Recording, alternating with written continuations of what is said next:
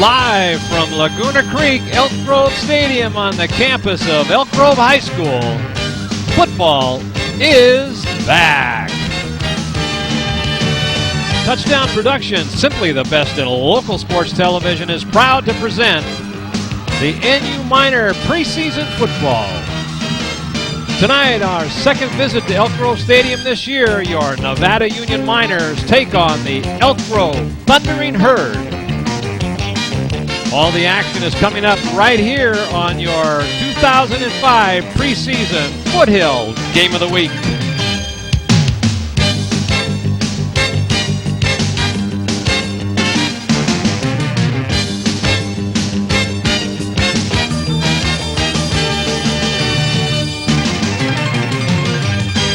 Good evening, football fans, and welcome back to Laguna Creek Elk Grove Stadium for our second visit of the season. This time, NU takes on the Thundering Herd from Elk Grove. I'm Marty Mortensen along with John Brassfield. Our producer-director tonight is Gil Dominguez, and of course, the rest of the Touchdown Production Sports team has made the trip to Elk Grove again for this final preseason contest. And John, tonight marks the 20th meeting between these two fine football programs. Oh, that's right, Marty. The Miners and the Herd have a long history together, and although Nevada Union holds a slight edge in victories, 11-8, both teams have enjoyed a lot of success. Hey, you got that right, John, and these are two of Sacramento area's perennial powerhouse football programs. They are so good that of the past 16 Division I section title games, either Elk Grove or Nevada Union has played in 12 of these games. Well, Coach Humphers has a lot of respect for his counterpart, Dave Hoskins. They run a very similar offense, and I think it will come down to defense and special teams to see who will win here tonight. So as the teams continue to warm up here on the final night of preseason football, we'll pause to remind you that Nevada Union minor football is being underwritten tonight by Liberty Motors. Gary Alkenbrecht and GM Ernie Shoemaker head up your local Dodge, Chrysler, Plymouth dealership and offer a selection of cars, trucks, and 4x4s. Their on-site selection of new diesel trucks and sport utility vehicles are ready for your inspection. That's why they are the Diesel Depot for Northern California. And with two locations to serve you, Liberty Motors is sure to help you solve your transportation needs. Hanson Brothers Construction and HBE Rentals. HBE Rentals has expanded out of the sand mounds and in more professional rental equipment for you. HBE Rentals is where you'll find rental manager Craig Arthur. And now that Craig and his staff have bigger full-service rental and supply yard, you're sure to find the right tools you'll need get the job done right. HBE Rentals and Hanson Brothers Construction, they're always ready to assist you. Suburban Propane. Suburban Propane is everywhere you live in the foothills in Grass Valley, Auburn, and Colfax, and they're proud to be named Nevada County's best propane company for the 6th straight year. So when you see the big white trucks with the red stripe in your neighborhood, you'll know that Suburban Propane is on the job just like they've been for the last 76 years. Suburban Propane. Burke Home Loans. John Red Burke is not your typical loan officer. Ethical, honest, and straightforward, John is trained and educated loan expert. You'll find no surprises at the close of escrow because he really does care how much you pay for your mortgage. Perhaps that is why John Burke was voted Nevada County's best loan officer and Burke Home Loans Nevada County's best mortgage company. And by Placer Title Company, Larry Ingersoll and Sally Vigil would like to remind you that only you could decide which title company you'll use when you purchase or refinance property in Nevada County. And with two locations to serve you in Grass Valley and right here in Bear River, Placer Title can give you the peace of mind in all your title and escrow transactions. It's Placer Title Company. Touchdown Productions, simply the best in local sports television. This is John Brassfield, along with Marty Mortensen, saying thank you for joining us again as we begin our 9th year of football coverage on our Foothill network of stations. ACTV Channel 20, Seabridge Connections Channel 23, LOP Channel 7, and NCTV Channel 11. And also like to point out that on Channel 23 Seabridge Connection, look for the game of the week to start 5 days a week for 5 hours, Monday through Friday.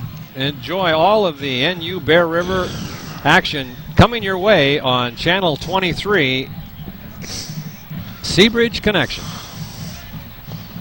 There's a good shot there, John, of the Elk Grove Thundering Herd warming up here tonight as they come into tonight's game with a record of 1 win, 1 loss so far in their preseason. They ran up against the #1 team in the area.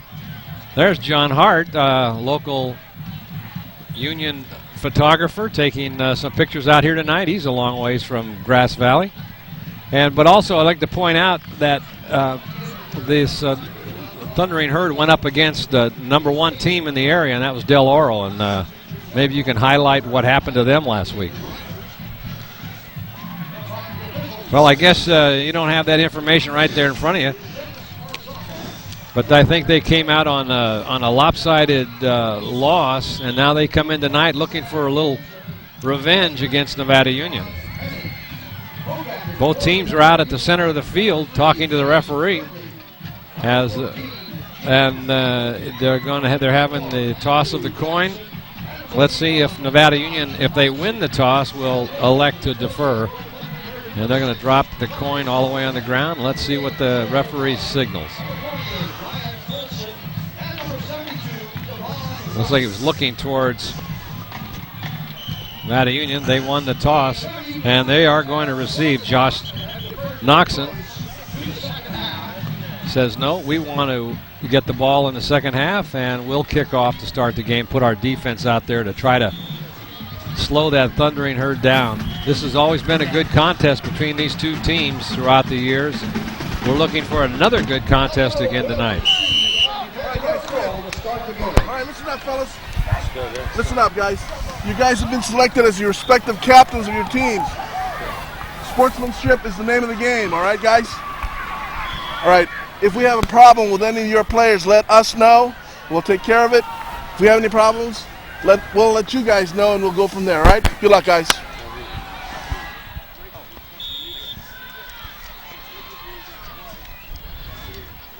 All right, your Nevada Union Minor preseason football is being underwritten tonight by Mike Bratton, State Farm Insurance and Financial Services. Mike Bratton has been helping you for years for your insurance business, for the most important things in your life. Now Mike and Ken Goforth can also assist you with your long-term financial planning and State Farm Financial Services. Make sure your future is secure with Mike Bratton, State Farm Insurance and Financial Services.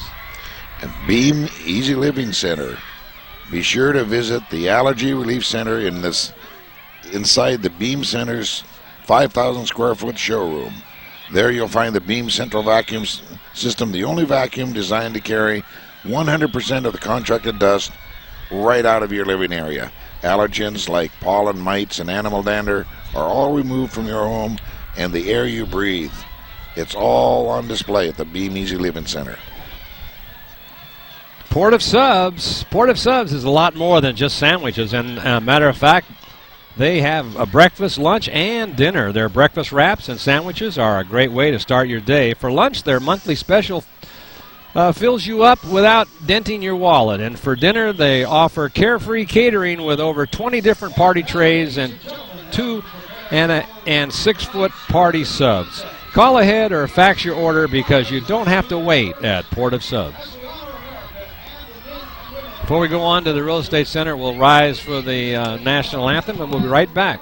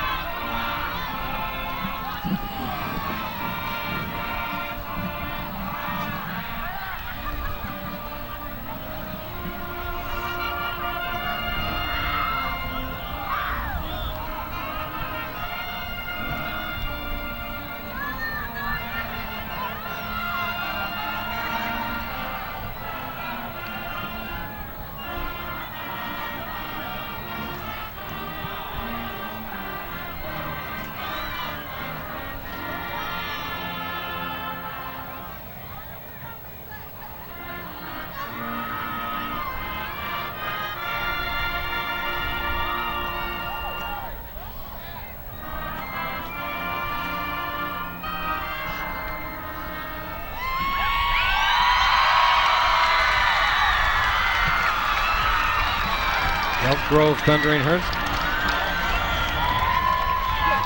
Nevada Union Minor preseason football is being underwritten tonight by Real Estate Center, Lake of the Pines. Broker Larry Harley represents both home buyers and sellers in the Auburn, Lake of the Pines, Alta Sierra, and Bear River areas. And Larry can assist you with any real estate concern you may have.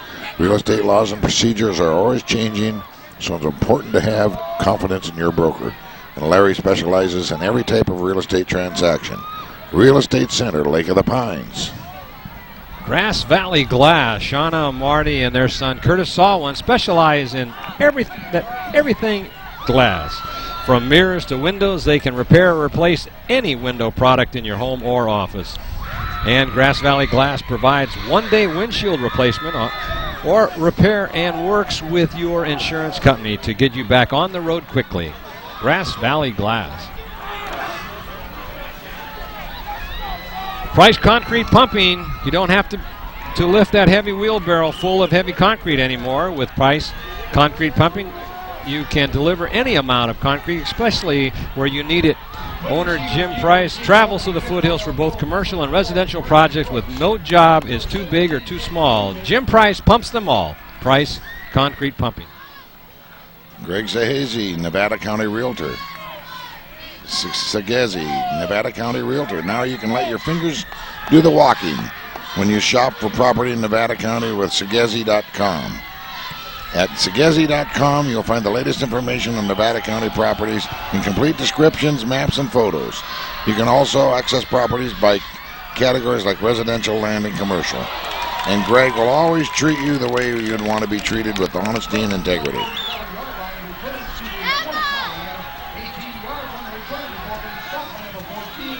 Let's go down on the field to Greg Hight if he's available. I don't see him yet, but hello. Greg, there you are. I'm down here. Yeah, just a quick sideline report at the start of the game. Want to let everyone know that the Miners are 100% healthy tonight. We have no injuries to report, and they're rocking and ready to go. And we're hoping for a good game tonight, and we'll talk to you later on in the game. So we'll send it back up to the box. Thanks a lot. And there was the kickoff by Nevada Union, and the first play from scrimmage goes nowhere, but I needed to point out that Jim Gamble came up with a touchdown-saving tackle, as he was the last person to make that stop at about the 30-yard line for Nevada Union.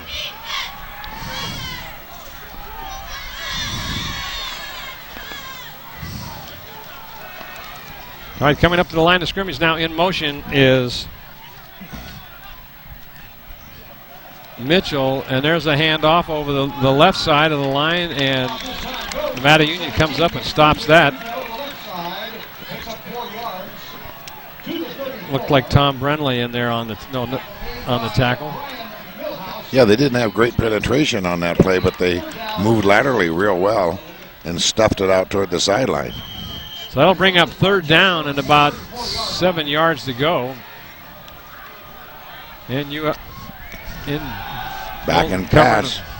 He's rolling out to the right. right. He's running it. Oh. And Brenley comes up and makes that stop. He may have knocked him out short of the first down, but we'll have to see. The referee is calling for the fourth down. So he did come up a little bit short. Yeah, I think he's about a yard short on the far side of the field. Stopped him just in time. So that'll bring up punt formation. Back to receive for Nevada Union. Will be Dolan and James Brenley. Good snap. Punt's going to be short. No run back, and it'll go out of bounds on the 41-yard line of Nevada Union, where they'll take over 1st and 10 on their own 41. Yeah, the ball bounced directly sideways, directly toward the out-of-bounds marker on that. He didn't get much distance on the kick. He had good protection, though. So Josh Noxon comes in. Do the quarterbacking chores.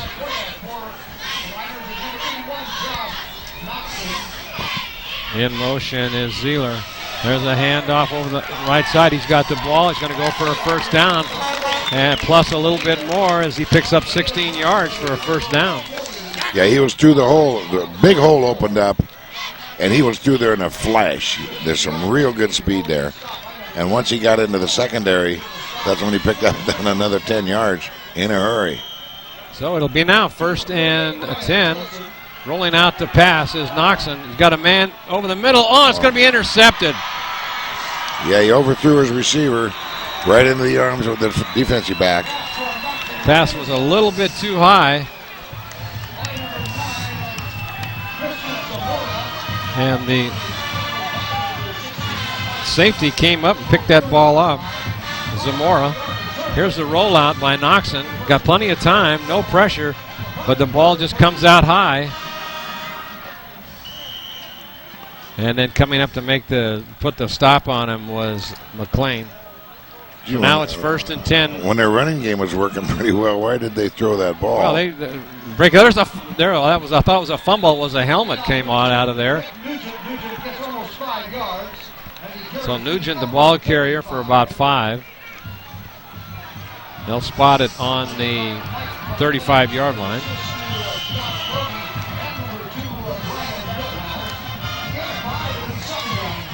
Millhouse in on the tackle.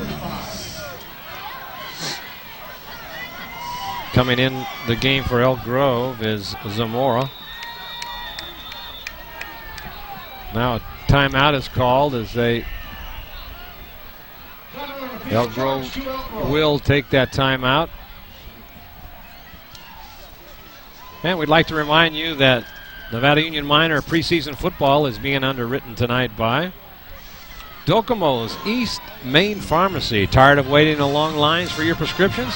Well then, Docomo's East Main Pharmacy is a place for you. They will transfer your prescriptions today, and then you'll enjoy Docomo's way of doing business. Fast, friendly, and knowledgeable. They even do pharmacy compounding and also use most insurance plans are accepted at Docomo's East Main Pharmacy. MBI Ready Mix and MBI Landscape Supply. MBI Ready Mix has a new neighbor, and it's new MBI Landscape Supply located across from the street in Colfax, specializing in U-Cart concrete service and many different styles of retaining walls, along with natural flagstone products, decorative bark, and many soil amendments and unique forms of landscape materials. MBI Ready Mix and MBI Landscape Supply. Ball carrier is Nugent over the left side, picks up the 1st down, stopped right at the 50-yard line. Looks like Millhouse in on that tackle. Here's a replay on that. Gets over outside. And he gets a good block right there. Takes out 2 defenders, and he's taken down hard. Although that was James Brenly, just rode him to the ground. There's a penalty flag.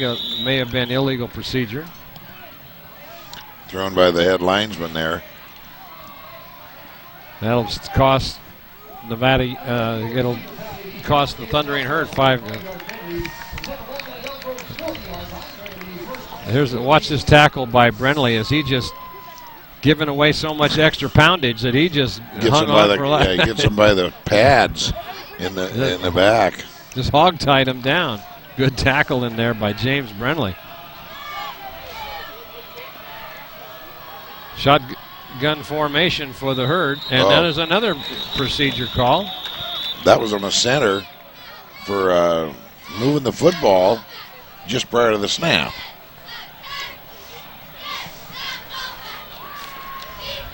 Well, you just can't do that. Yeah, that's procedure calls in a row. That'll take it back 10 yards, a total. So now they've got 1st and 20.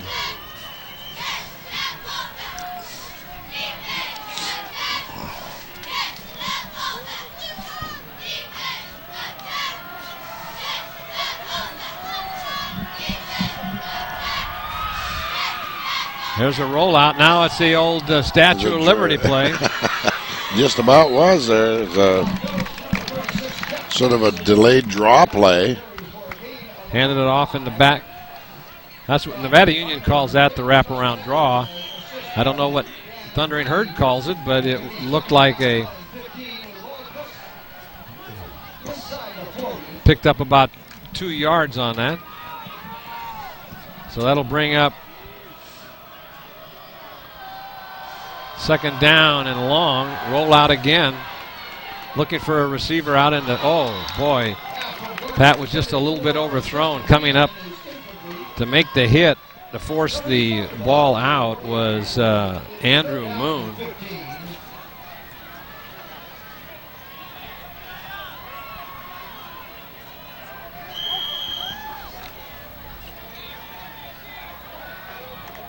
That defensive line, 4 up front. Andrew Jackson, just saw on the paper this week, got another offer for a full ride scholarship. Congratulations to him. He's got plenty of schools to choose from. Rolling back out to pass now, looking deep. Nice spiral. Got his man open and just overthrew him. Just barely, full outstretch, and the ball came off his fingertips, Marty. That was, ball was intended for Charlie Zamora. We got 2 brothers. Both, one's a senior and one's a junior. Good coverage in there by Brian Millhouse. So that'll bring up 4th down and 15. So Nevada Union will get the ball back. You got 2 men back to receive this punt. He's punting from the 25-yard line. High, well covered, fair catch.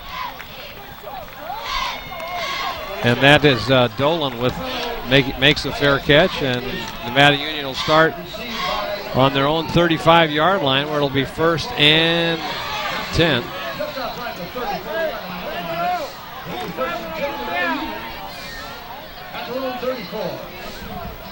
So they're going to say it's on the spotted on the 34.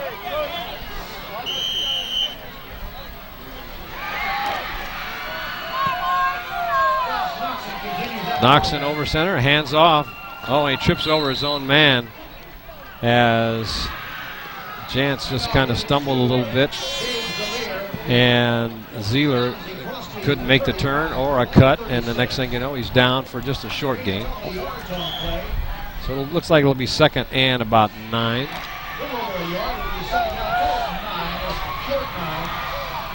There's a handoff to Zeeler, and there's a penalty. There may have been a face mask. We'll see what the call is.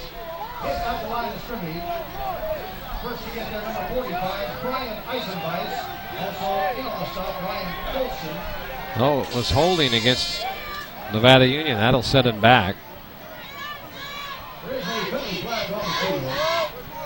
And they're going to accept the penalty as they move it back 5 yards. Or in this case, 10 yards.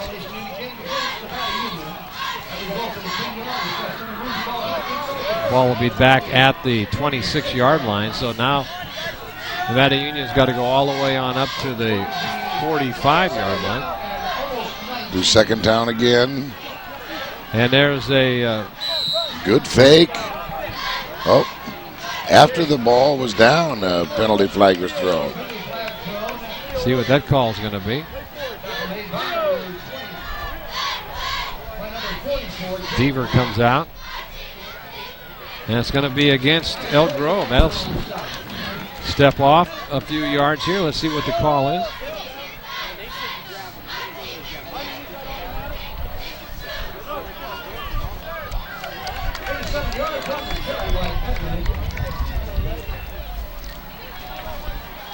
It's 5. Oh, 10. It's 15 yards.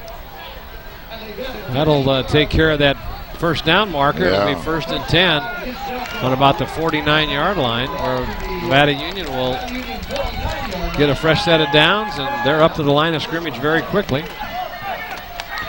In motion is Noxon. Up the middle. There's a roll. There's a rollout, and Noxon. I was faked out on that play. Uh-oh, coming up limping is Sean Johnson. He'll be limping off the field.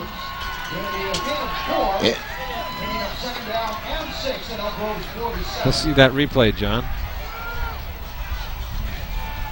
Ooh. Oh, he got his leg turned in there. So it's 2nd down and about 5. A quick pass out into the flat. Brenly eludes one tackler and almost gets a first down. It's going to be just a little bit short, I think. Yeah, he just about made it around the corner there. That was a real close play all the way. He was covered, first of all. Let's see where they spot the ball. They're going to looks like they're going to give him a first down. Or they're going to measure. It looks like it's going to be a first down. Yeah, you're right. That's going to be real close. First down. Yeah, they give it a first down. They don't have to measure. So James Brenly takes that quick pass out into the flat, eludes one tackler, and then on his own. Tiptoes right up the sideline there. It is right there, John. Right, yeah. Good stiff arm. Goes forward. Oh, I see. Okay. Yeah, he falls. He keeps his elbow off the ground and falls forward. In motion is Zeeler. There's a quick handoff over the left side. That goes for about 6 yards. I think Nevada Union looks real snappy on offense, Marty. Yeah, they do tonight. Royal, the ball carrier. Quick, the timing looks good. Well, they work hard during the week.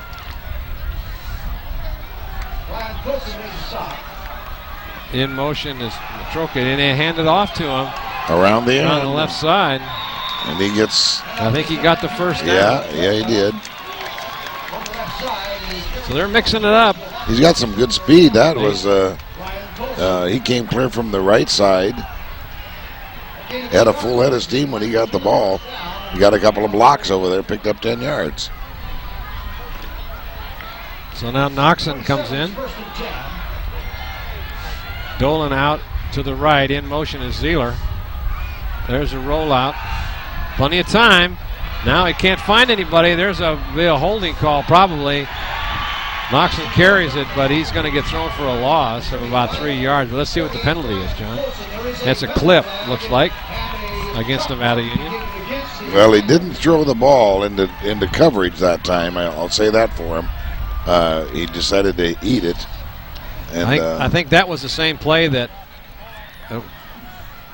Take a look at this, and as he rolled out, see where that clip came from. Oh, there it is, right there on number 62. That was Branson. That'll take it back 15 yards. So penalties are costing both teams. Now that's first down and about 25 to go for a first down. Yeah, they've been back and forth between the 40-yard lines here with penalties. We've got 4 minutes left to go in this first quarter. Coach Humphers is out on the field conferring with the referees. Now time is back in. The clock starts, and Nevada Union up to the line of scrimmage. There's that fake again by Knox, and he takes it to the outside. He's going to get back those 15 yards, plus a little bit more. Well, he faked that ball to at least 3 other guys. Sure did, and then he finally took it himself around the left side. And he got a couple of blocks, and he made some good yardage on it. He's fast, Marty. Well, he's Brenly split out to your right. There's a pass going deep. They got him open, but they didn't. He didn't see it. Noxon's pass, little overthrown for Brenly, going down the sideline. Yeah, their timing was off a little on that one. The receiver didn't even look back. Brenly didn't look back for the ball at all. Now he'll come out. Going in now is Dolan. It might have been thrown a little too early. Now it's third down and about 8, looks like. Passing situation. Now they hand it off to Zeeler on the left side. He breaks open into the middle. Takes it on down to about the 10-yard line. Now, he got past the 10, down to the 5-yard line. Good running in there by Zeeler. Yeah, they were lucky to get him down. He had a full head of steam going by the time he got into the backfield. The safety came up. Here's that replay, John. Yeah, look at him go there. He's. Oh, look at that. Yeah, that was a tough tackle there. Big hole open up over that left side by the line. Here's that run again. This is the QB. Zeeler there brought it down, first down. So now it's 2nd and goal for the Miners. Let's see what they do here. 3 yards. There's a handoff. I think he's going to take it in. They signal it is. The ball carrier looked like Andrew Moon. And they just challenged him on the right side of the line and went right through there, Marty. Got some key blocks in the backfield. So, and he just muscled it through. So Nevada Union first to score on that big drive. They'd had a big penalty, but they were able to put it together and take it in for 6 points. In to do the holding. Well, I think they showed that they got a little control of that line of scrimmage too. And there's the kick by Dante Pantore.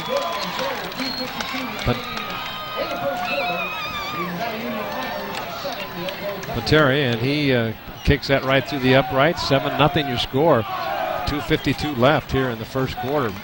Nevada Union on top. And looking snappy. Throwing some good plays. Running the ball real well. Their passing game hasn't really been tested yet. So now we'll get to see Elk Grove on some offense here.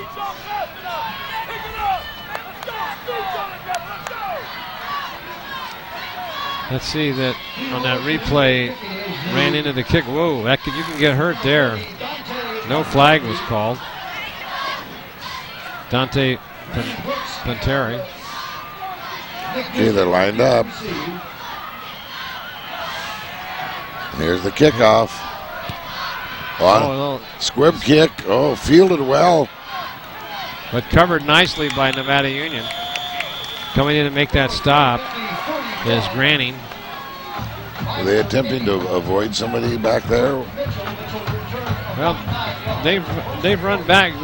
The Herd have run back some big plays against Nevada Union, so I don't think they're taking a chance anymore. Or they maybe Nevada Union thinks they can stop them right here on the ground. Well, you don't want to really give them position on the 40-yard line, but Herd up. And there's another illegal procedure. As in motion was Jeff Jackson, 220-pound senior. That's like 3 penalties in a row for them, John. Yeah, it is. That one hurt him. I never did catch signal on what that 15-yarder was about, but it appeared to be maybe a personal foul. Yeah, I would personal think so, foul. yeah. Unsportsmanlike conduct, something like that. So now it's 1st and 15 for the Herd as they come up to the line of scrimmage. I formation. In motion now is Jackson. Rolling out to the right. It's a pitch back to Nugent, and he only picks up about 3 or 4 yards on the carry. That was the old option play, and he pitched it out, but it was well covered by Nevada Union. Pretty tough to run to the outside on Nevada Union as they cover the outsides very well. Very quick. Now it's 2nd and about 15. There's a handoff over the left side, and it goes for maybe 3 yards. Gets it back up to the original line of scrimmage. Ball carrier was Nick Nugent, 6 foot, 205-pound junior. Plays in the fullback slot. Quarterback for Elk Grove, Andrew Gardner. Well, they're going to have to throw the ball here, Marty. Yeah, it's third down and about 10.5 yards. The rolling back to pass, looking for nobody there. Open. And now he throws it deep. Good arm. And he got his man open, but coming back to knock it down on a good recovery was Tom Brenly. That looked like that ball would have had a little bit more zip on it, John. It could have. Well, he did throw it hard. Brenly just got there. Came back for it. But like I say, he was never far enough away from that defender to give him that play. I mean, I think he knew that. Here's the replay. Threw it into triple coverage. Yeah, there's Brenly reaching up and knocking that down. So punt formation. Nevada Union will get the ball back. Here with 1:33 seconds left to go. Oh, good rush in there. Now they're going to pick it up. And there goes James Brenly around the left side. He's still on his feet, still going. He's down to about the 40-yard line, 35 maybe. See what he stepped out of bounds. They're going to say it on the 34. He just kept going. Yeah, like he came to a complete stop at one point. All of that was down the left sideline. But it's going to look like it might be a penalty over there against Nevada. I'll negate that fine run back. That was a penalty way back. So a holding call, take that all the way back. So big break for Elk Grove. As Nevada Union was looking at 1st and 10 on the Herd's 35-yard. Yeah, that was a 35-yard penalty. Maybe we'll pick it up here. Good block by Millhouse, almost. And now here, watch Brenly. Second, gets it on the second bounce. Yeah, there was a block in the back. Here's a bit over the left side to Zeeler. He cuts inside. He'll pick up about 7 yards on the carry. Dave Zeeler, 5'11", 186-pound junior, is running quite well tonight. He's very quick. Nevada Union is a physical ball team. I mean, there's a quick handoff. That'll pick up the first down. And Matroka carries the ball for a first down.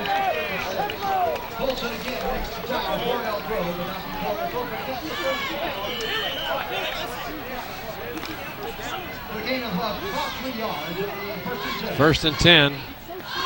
There's that inside handoff. Oh, good saving tackle in there by Elk Grove, as that could have picked up big yardage.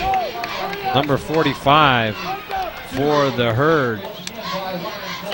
Eisenbees, he just saved a touchdown right there. There's a handoff to Zeeler. Zeeler goes over the right tackle slot for a couple yards. Elk Grove has the secondary fudging up close now, trying to stop this running game, Marty. They're going to get burned in a minute here. This will be a good time to do a little rollout and throw the pass. Yeah, throw a 15 or 20-yard pass. Well, before that happens, and let's see if what we predicted to come true here. It's the end of the first quarter, and your Nevada Union Miners have a 7-0 lead as we transition into the second quarter, where Nevada Union will have the ball.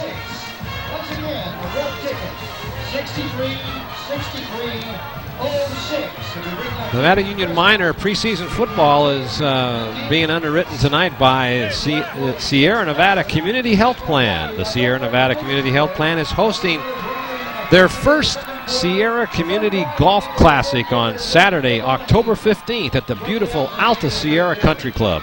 All the proceeds from this event will benefit the Nurse Advice Line, which provides free access to registered nurses who can answer your health questions 24 hours a day. So remember, their first ever Sierra Community Golf Classic on October 15th, and we'll be there. Touchdown Productions. celebrating our 9th season televising local sports, underwritten by our local foothill businesses. Be sure to join us next Wednesday as we present Inside Nevada Union Football and the Game of the Week, featuring 2 volleyball as the Lady Miners take on Kennedy Lady Cougars. Be sure to be there next Wednesday on our Foothill network of stations. Let's hear the message now from the Sierra Nevada folks.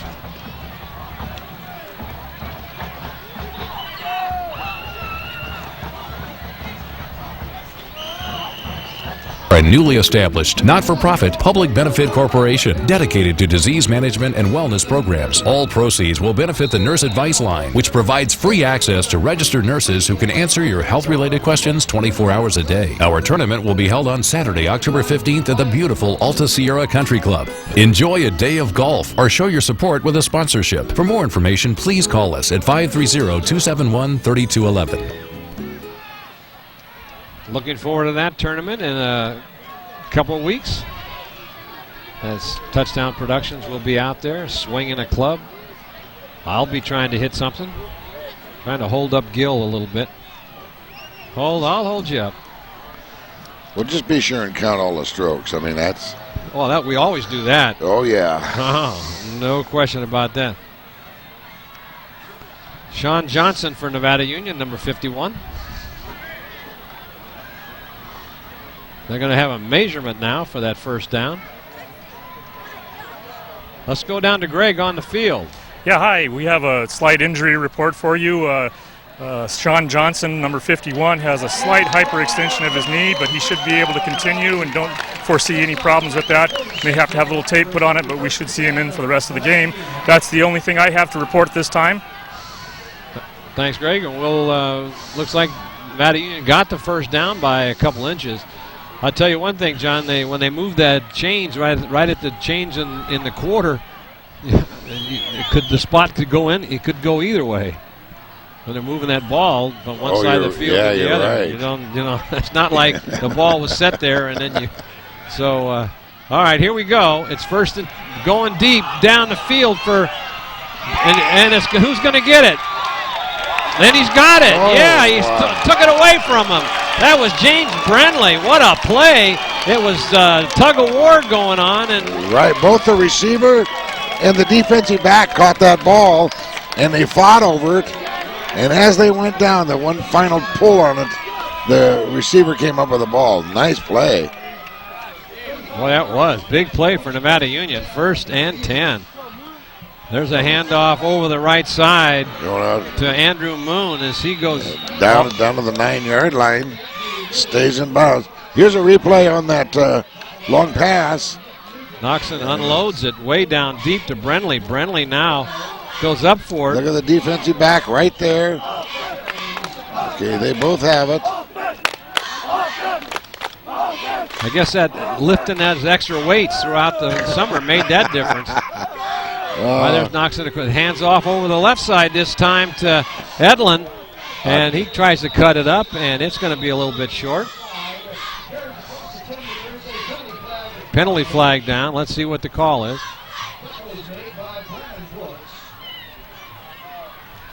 Brooks makes a tackle. Let's see. They're backing up, so. Nevada Union's backing up, so that'll take them back. They had it almost at the 10-yard line.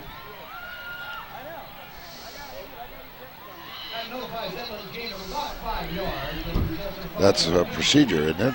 Or yep. That signal. I didn't see what the signal was, but I know Coach Humphers. Oh, that's a backfield in motion. Oh, okay. So, and now Coach Humphers calls a timeout. They could probably call an illegal procedure or backfield in motion on every play because Nevada Union's got guys running everywhere in that wing. Right, team. yeah, they're on the move. So let's set this up. Sean Johnson is back in the game. We'll keep an eye on him, Marty. Number 51, we just saw him walk back into the huddle. There's a good shot there of Deaver. 6'5", 275. You don't want to meet him in a. Here's that pass Big pass play again. What a difference this play makes at this point. Watch this as Brindley goes up for it. The ball's underthrown a little bit. The receiver has to slow down. Comes back for it. Now it's a tugging contest. But Brooks is a junior, 165. Brindley had 5 pounds on him, and he probably a little bit more time in the weight room, and that made the difference on who came up with that ball. So now it's the ball has been placed at the 17-yard line. It'll be second down and about 9 yards to go for a first down. There's a handoff, and that is to Etlin, and he maybe picks up a couple. Stop in there by number 62 for Elk Grove. That is Branson. Oh, that was a good defense by the Herd on that running play. Oh, he lost looks like he lost a yard on that play. So now they've got third down and about 11 yards.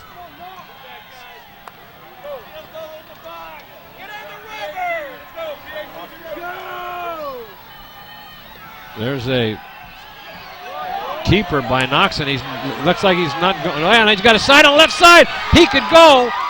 Takes it in, gets it on down to about the 10-yard line, close to the first down. Let's see where they mark it. Whoa, he just barely escaped back there, Marty. He was within 6 inches of being tackled. Being taken down. Oh, yeah, he was. He showed some good speed. Well, he does have good speed. That'll be fourth down, and they're going to go for it. They figure they can. There's a quick handoff over the middle, and that went to Weather. Now, I don't know if he made it or not. It's going to be close. Let's see where they spot it. I don't think he picked up 3 yards, I don't Marty. know. It didn't look like it. That's going to be real close. Let's see what referees will bring out the chains, maybe. And let's see. There they have a timeout called for a measurement.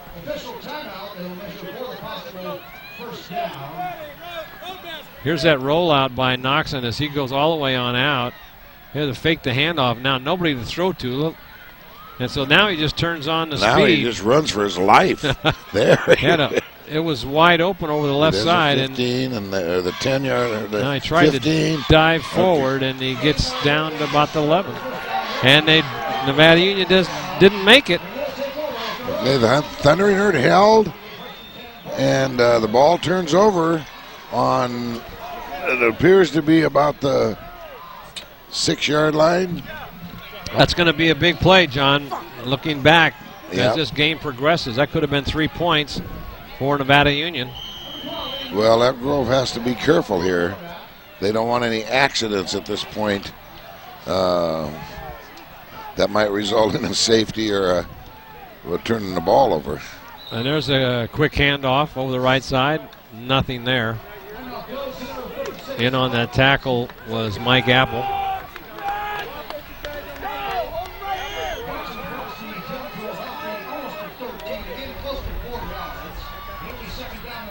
So it'll be second down and about 7, it looks like, for the Herd. There's a pass out into the flat, and that's going to pick up a couple yards, and he's close to the first down. Got to the 17. That'll bring up third down. Big third down play for Nevada Union right here. Right, those defensive backs have to come up sooner. They gave him that 9 yards on that play by just playing so deep. So I formation.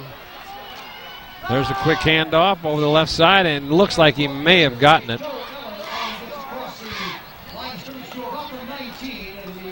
No, they say it's going to be short of the first down. Didn't make it. Well, that was a favorable spot for Nevada Union. Fourth down. Yeah, it's right about on the 18.5-yard line. Here come the chains.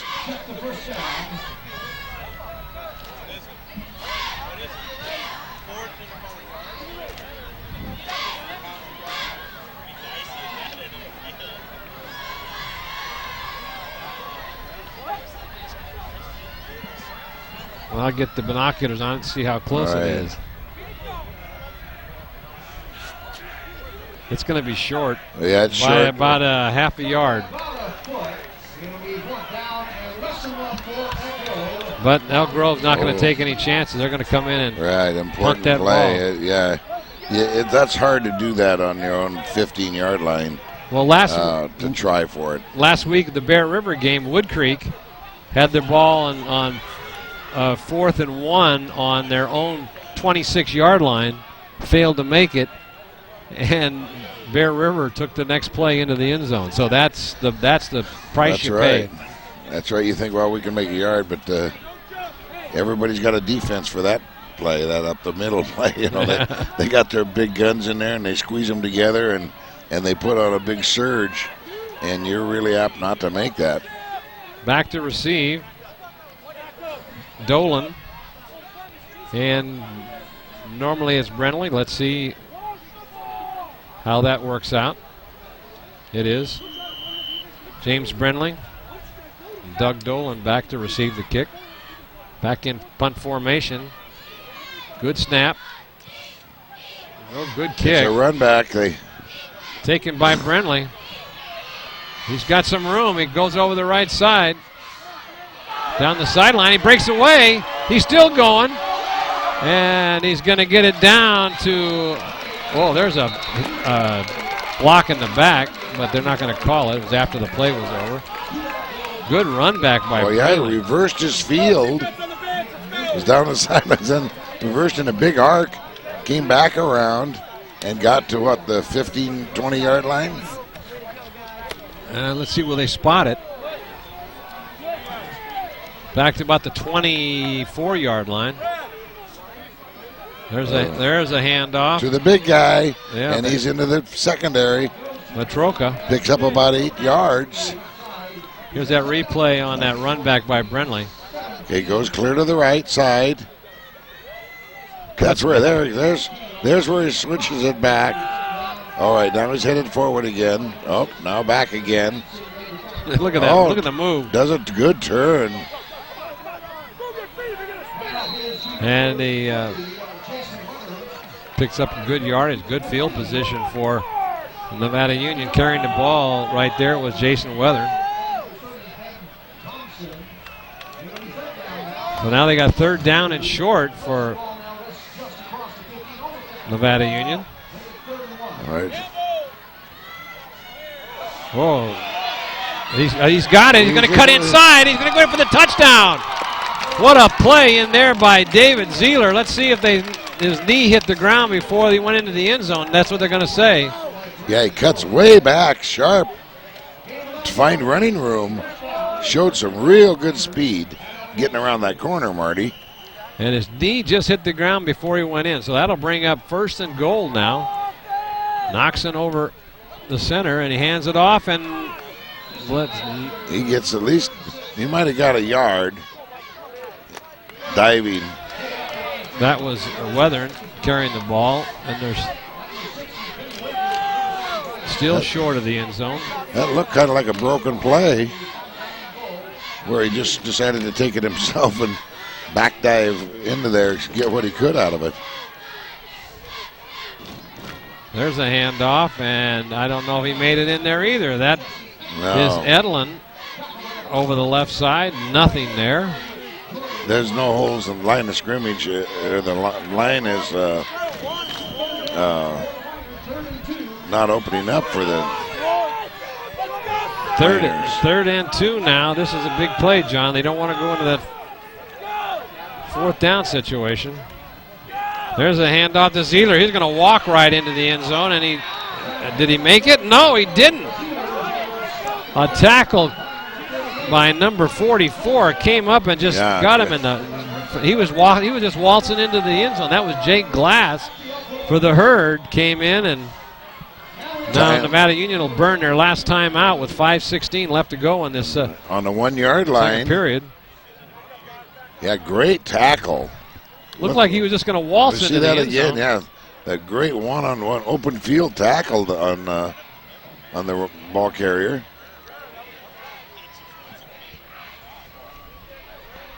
Well, maybe they can put a rerun on that for us, replay. That last play.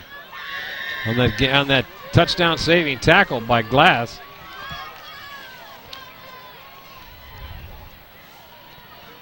Okay. That is, there's hands it off. Looked like he's just going to got a waltz right blocker in. Got a right block there. in front. Now look at that. Missed him. Totally missed the block.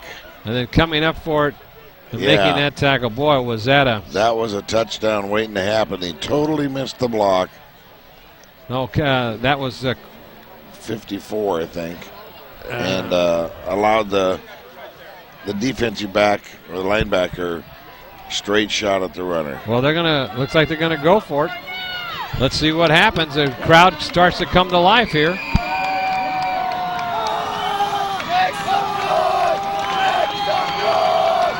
right, the crowd cheering on there. Oh, he kept it. He's taking it himself on the fake, and they're going to give it to him. Touchdown, Nevada Union. Wow. They really stuffed up that line of scrimmage.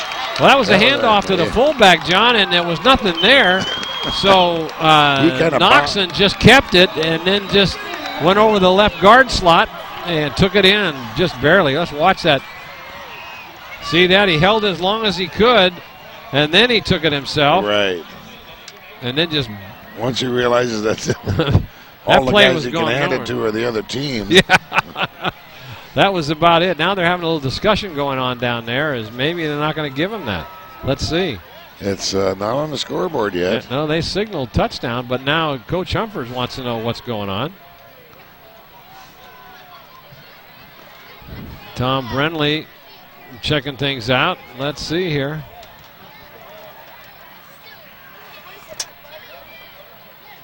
And still no signal. All 5 referees are... Now they're signaling touchdown.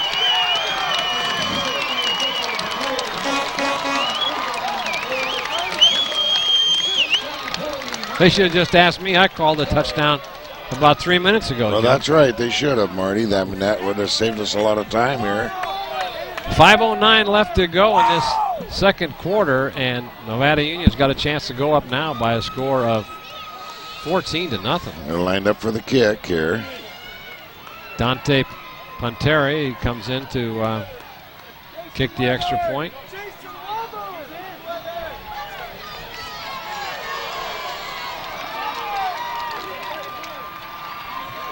Looks like the Herd's a short a player there. There seems to be a lot of confusion on the field.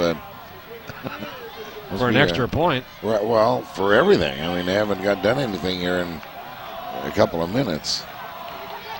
Good. Oh, boy, that ball went way left. No good. Had a hard rush from the right side, which may have panicked him a little bit. Because he just did a duck hook on that one. Yeah.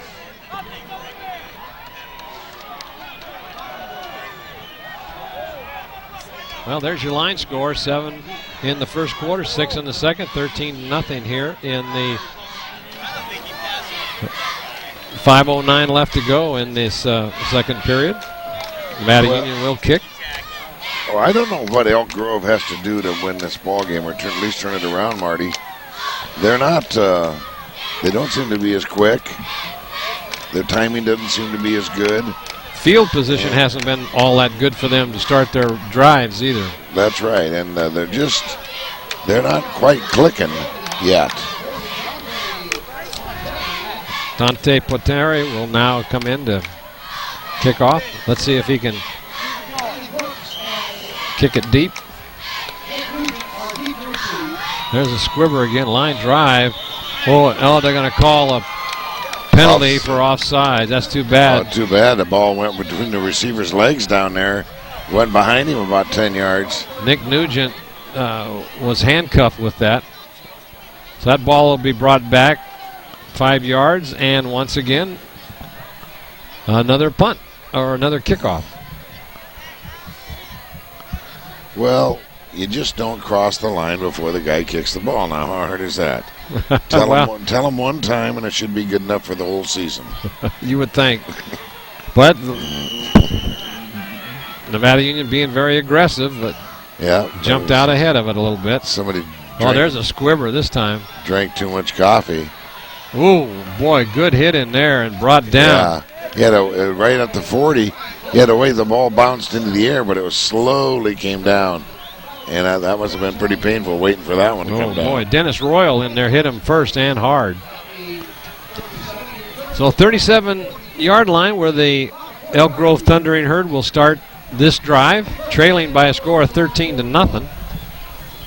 Let's see if Nevada Union can continue their fine defensive performance.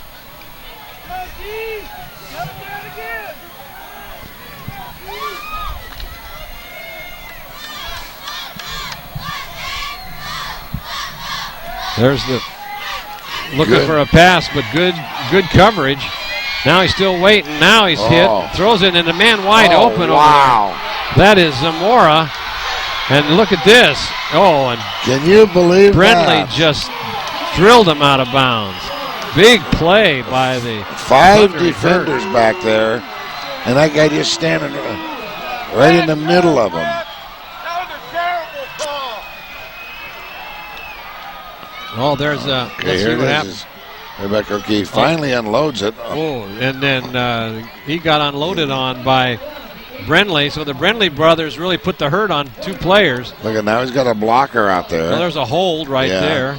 Didn't get called. Let's see. Boom! Watch that block out of bounds by roughing the passer. That'll take it down all the way inside.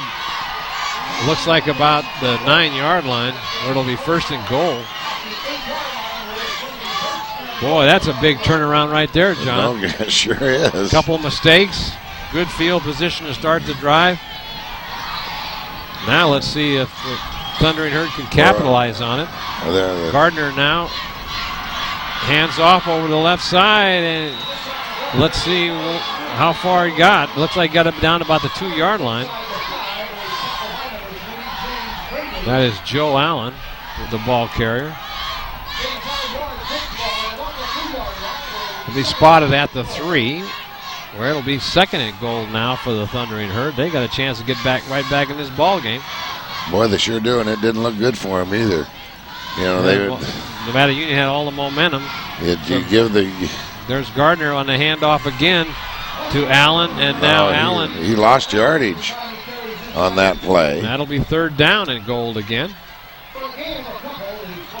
But you don't want to give a team like this confidence. No, that's right. By letting them in the end zone like that when you got them on the ropes. Chris Whitman comes in for Justin Lane.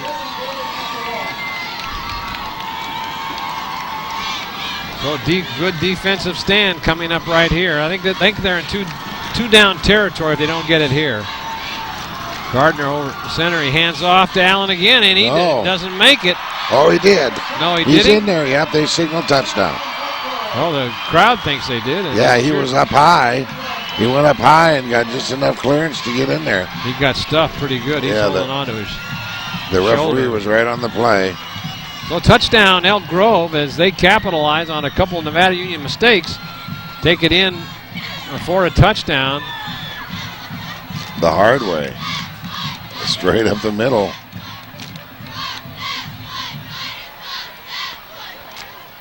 I think, again, you'd like to block this kick. There's one way or the other, Nevada Union, if they score again, they're going to have to go for 2 to get back. Right. So they'll come in on the short end of the scoring. Well, holding the ball will be Gardner doing the kicking for Elk Grove. High snap, down, up, and it looks good. It is. Yeah, he had plenty of blocking there. Everything, that was a good play. Kicker was Baez. All right, here's a replay on that pass, and here's the QB. He's out there, sees somebody,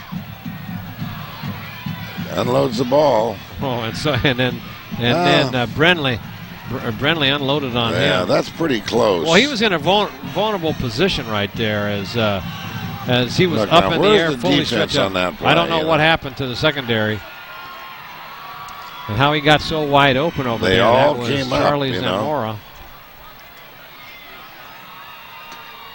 There's a nice hold that didn't get called. Yeah. But then, Well, they couldn't have got any closer. Yeah, right. That's what they did call. Well, let's see if Nevada Union can recover from that, as very quickly, in less than 2 minutes' time, the Herd came back with a quick score. And now they'll kick off to Nevada Union. There's the kickoff. Oh, and now they're going to hand it off to Brenly. And now he spins. And now, now where's the flag this time as they wrestle him out of bounds?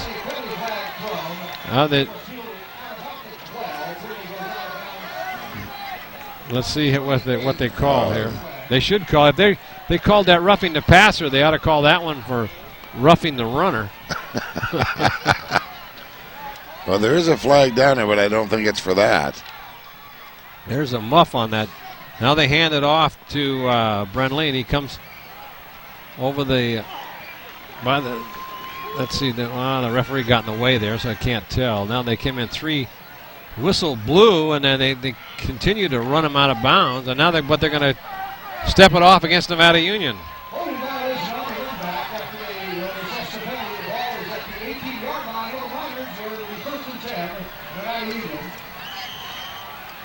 Nevada Union's got 82 yards to go here in 3:33 of the second period. Oh, there's wow. a big, quick the hitter secondary. right over the center, and that picks up about 20 Moon. yards. Dennis Royal was the ball carrier. Clock stops as they mark the ball. Good play. He busted through the line and holding the line fast. He was into the secondary before they even knew what was happening.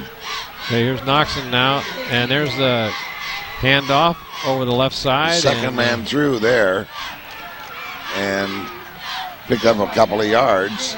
Once again, that was Dennis Royal, the ball carrier.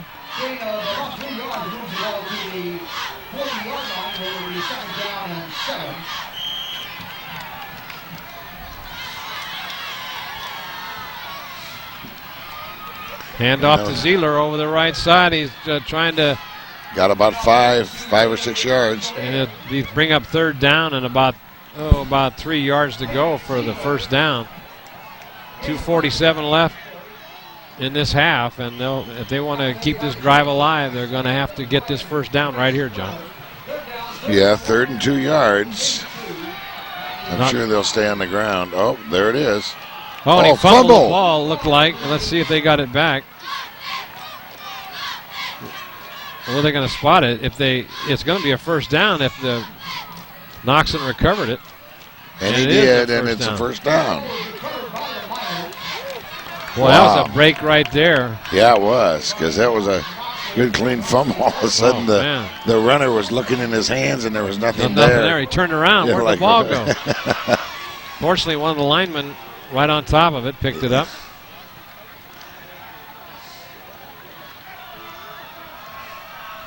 Okay, wide left. Inside handoff again. Oh. To Matroka, and he's stuffed. Boy, that was big stuff right there.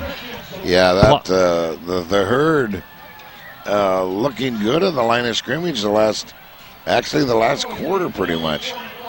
They got 1:45 left. Nevada Union's gonna have to pick it up just a little bit. There's a rollout now by Noxon. He's looking, nobody there. Now he's going to take it himself. No place to go, and he's going to get hit, and he does, and he only gets about right back to the line of scrimmage, but the clock continues to run. Yeah, that was a lot of work. I mean, he looked, there was nobody open. That's hard to believe, isn't it, that much time goes by, and he's looking the whole time and can't find any of his receivers. Now it's desperation time. Oh, hit him three different plumbing. Luckily, he didn't lose the ball on that one. And there's a handoff. It goes for short yardage. That'll bring up 4th down. And let's see if the Herd calls the timeout. I thought Nevada Union was out of timeouts. So it's going to be fourth and 5. Now they're used up their third and final timeout. Now they're going to kick the ball, looks like. Or they're coming over to talk to Coach Humphers. Thought they were going to shift personnel right there, but they're going to go. Well, you know, the Thundering Herd, their whole ball game so far is one play. Yeah. You know, I mean, that was it. Got them down right within, a few yards of a touchdown. And a big penalty. That's right, and that's what got them where they are. So it's like, well, they've called the play, and let's see what happens now. Well, they're going to punt. Oh, they are. They're going to punt. Unless they fake it.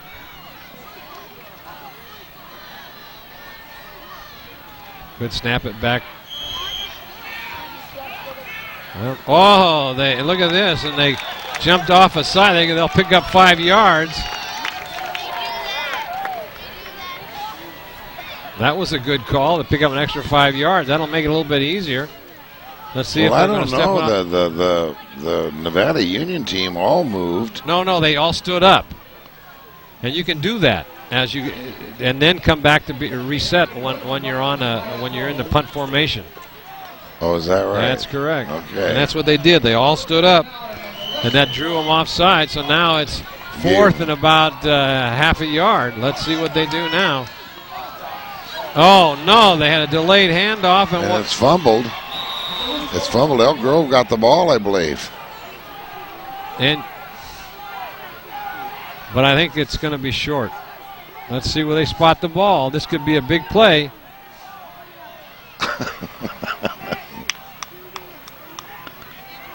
Well, it's short of the first down, I believe, as they're going to take a measurement, looks like. The players are signaling the Elk Grove ball. But Elk Grove players are signaling that. Nevada Union is signaling. Let's see what happened here. That's what I thought. It looked like it was going to be short where they marked the ball. Oh, so it doesn't make any difference who recovered it. The fact is it's not a first down. Yeah, that's correct. And so they turned the ball over. Gil must have better seats than we do. But he missed the call.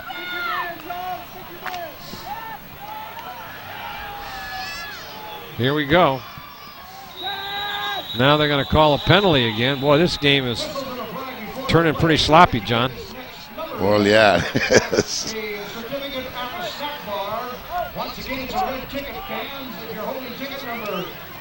It's against Elk Grove.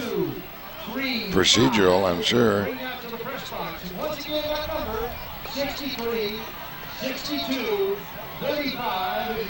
Stepping it off. I think they'll probably, with 47 seconds, they may just take a knee and go into the locker room and discuss what they're going to do in the second half. Now they head back to the huddle again.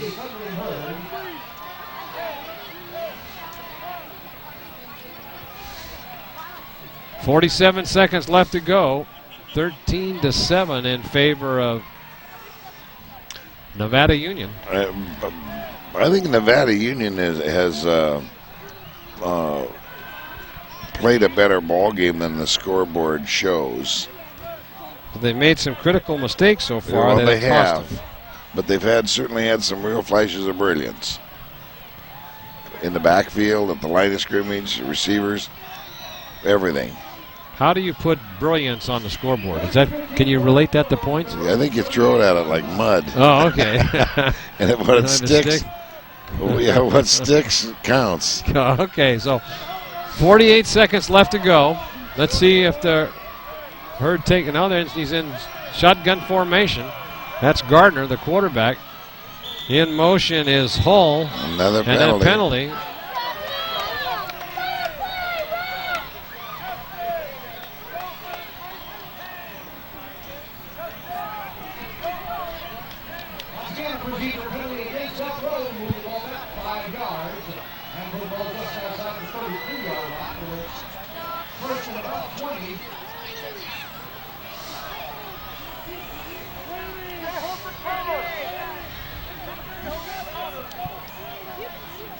Well, they put 48 seconds back on the clock again. And now it's 1st and 20. I don't know if they want to take a chance right here.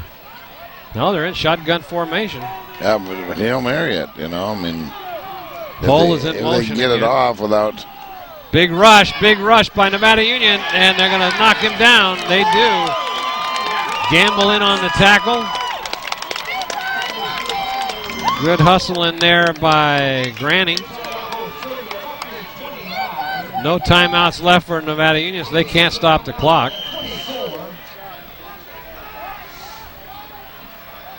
Okay, 24 seconds.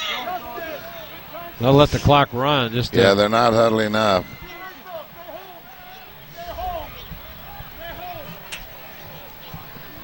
They're going to let it run down. 11, 10. Yeah, they'll just 9, let the clock run out before they. 8. All right, they're coming up to the line of scrimmage. 3, 2. Now delay a game penalty. That'll be another 5 yards with 1 second left. That was kind of academic. There's a good shot at the scoreboard with your score and the time left in this first half.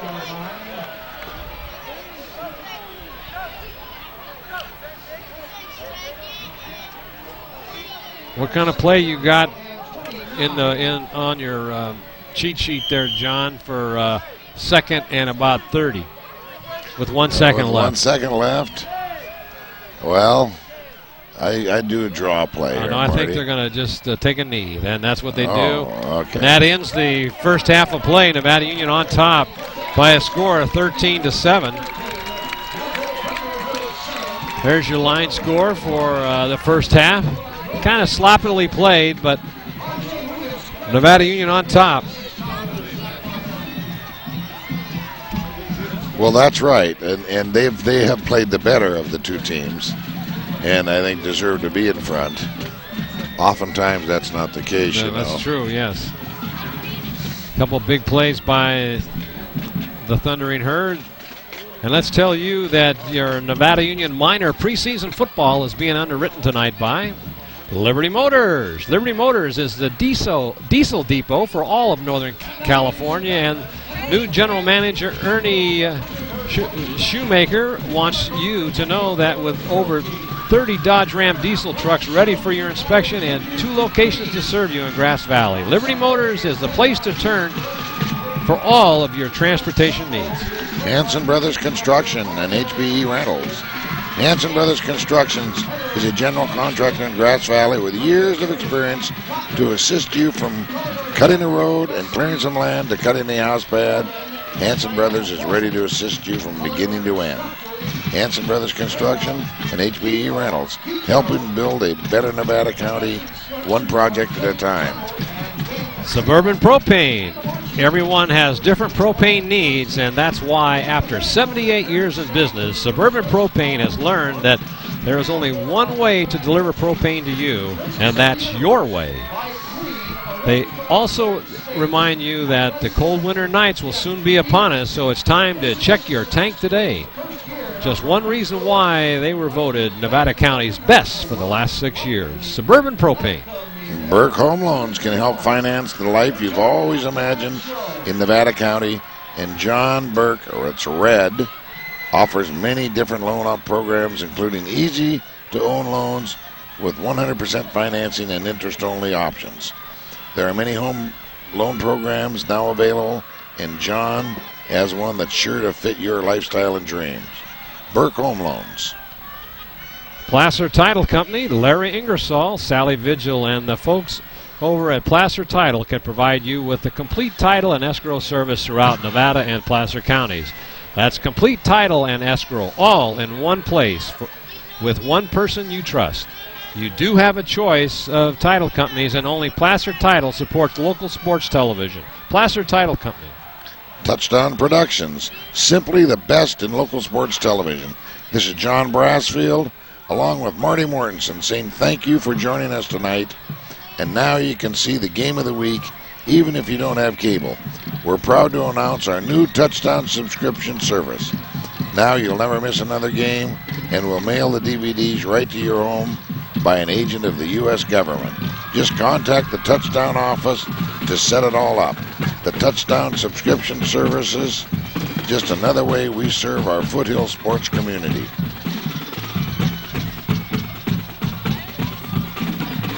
(13-7) here at halftime. Nevada Union on top. And on the field now is the Elk Grove marching band and their cheerleaders and drill team, and they've got quite a good-sized school. Fills up the entire screen.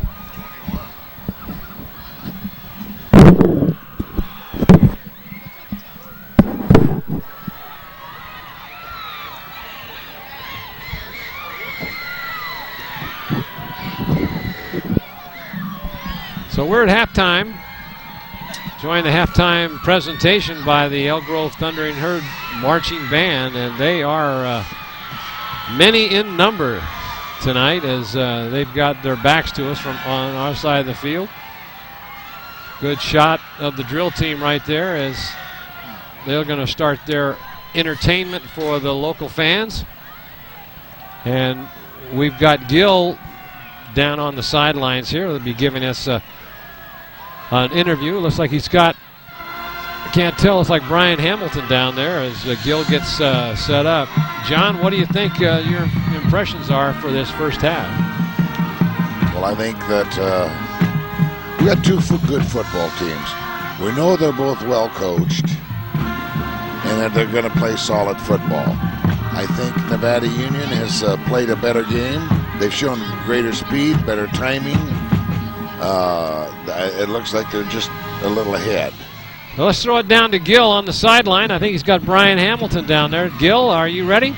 Yeah, it's a pretty good guess, Marty. Brian Hamilton on the field. You know, no surprise there to anybody. And Brian's got the score of your Bear River game that you like so much. Go ahead. 21-7 with 2 minutes to go in the first half. Bear River. All right. 21-7, Bear River. So it looks like Bear River's going to move to 3-0 on the season. And, of course, we got a tough battle here. Well, Brian says we still got a second half. Dude, it's over. All right. We'll see. We'll roll tape back, Saturday night? We'll check it out. But what game was it that I called? The route was on. I called it with 8 minutes left in the first quarter last week over at Bear River. Oh, well, I think you're right. That was pretty telling early on. I think it was 4 minutes into the game. And already 21-0. Yeah, no kidding. That was an impressive 4 minutes, I'll tell you what. So Stacy Hicklin over at Bear River tonight. And, of course, that means that we get Brian down here at Elk Grove. And, Brian, I think it's a pretty big crowd here, really, for this preseason game. Absolutely. And, you know, when I was doing the preview for this week's game, I started looking back at the history of the Division I in the section. And, you know, these two teams have been – one of these two teams have been in the section championship 12 out of the last 16 years. And the other two teams that, you know, would be there if these two teams weren't are Jesuit and Grant, obviously. So those four teams are really – it's pretty telling about the Division I powers in the Sacramento area. And the way Nevada Union's defense is playing this year at this point, you know, I don't know if anybody's going to get anything on them. Even the touchdown we saw tonight, that's a broken play. It went 40 yards. And outside of that, Elk Grove hasn't got a whole lot on the Miners. So that defense is really, it's impressive. It is, and we had Gino Stefan on the live show last week, and then Brad Delbon before that. And, of course, those guys both work with the defense, and they were saying exactly that. Gino was saying this is one of the quickest defensive teams that he's ever seen. Well, absolutely, and it's also, I mean, I think I counted 10 quarters now in the season. They've given up, 13 points? It's a pretty good average per quarter as far as the defensive stats go. So, I mean, at this point, I mean, looking at it 13-7, you know, Elk Grove's defense is really keeping them in the game because they're not getting much offensively. So it should be a nice second half here. I think it's pretty exciting for NU fans to have a game like this right before they get ready to start the Metro. If only it would be warmer. 2 weeks ago, I was a little more chilly, so you never know. I mean, I thought we'd come down here and wear some T-shirts tonight, but no, I'm in the truck. I can come out here for 10 minutes and brave it, talk to you, but other than that, I'm in the truck, dude. It's warm in the Commander. Right on. Well, I brought the toboggan just in case, so we'll be okay. All right, guys, I'm still looking for Pilcher, but I thought I'd grab Brian here while I was trying to find him. There he is down there. Let's thank that second group of underwriters, and I'll come back and we'll be talking with Athletic Director Steve Pilcher. Back to you. Thanks a lot, Gil. Nevada Union Minor preseason football is being underwritten tonight by Mike Bratton, State Farm Insurance and Financial Services. State Farm agent Mike Bratton can help you obtain State Farm insurance coverage for your home, auto, and life. And now Mike and Ken Goforth can assist you with your long-term financial investments. And Robin and Mike Bratton love to support the NU Miners. It's Mike Bratton, State Farm Insurance and Financial Services. Beam Easy Living Center. The Beam Center has 5,000 square foot showroom for you to explore the latest in home theater, audio, plasma TV, security systems. So why don't you just sit back and watch TV when you can really feel it and when it feels right. The Beam Central carries the largest selection of TVs in Grass Valley. It can turn watching TV into a theater experience. It's all on display at the Beam Easy Living Center.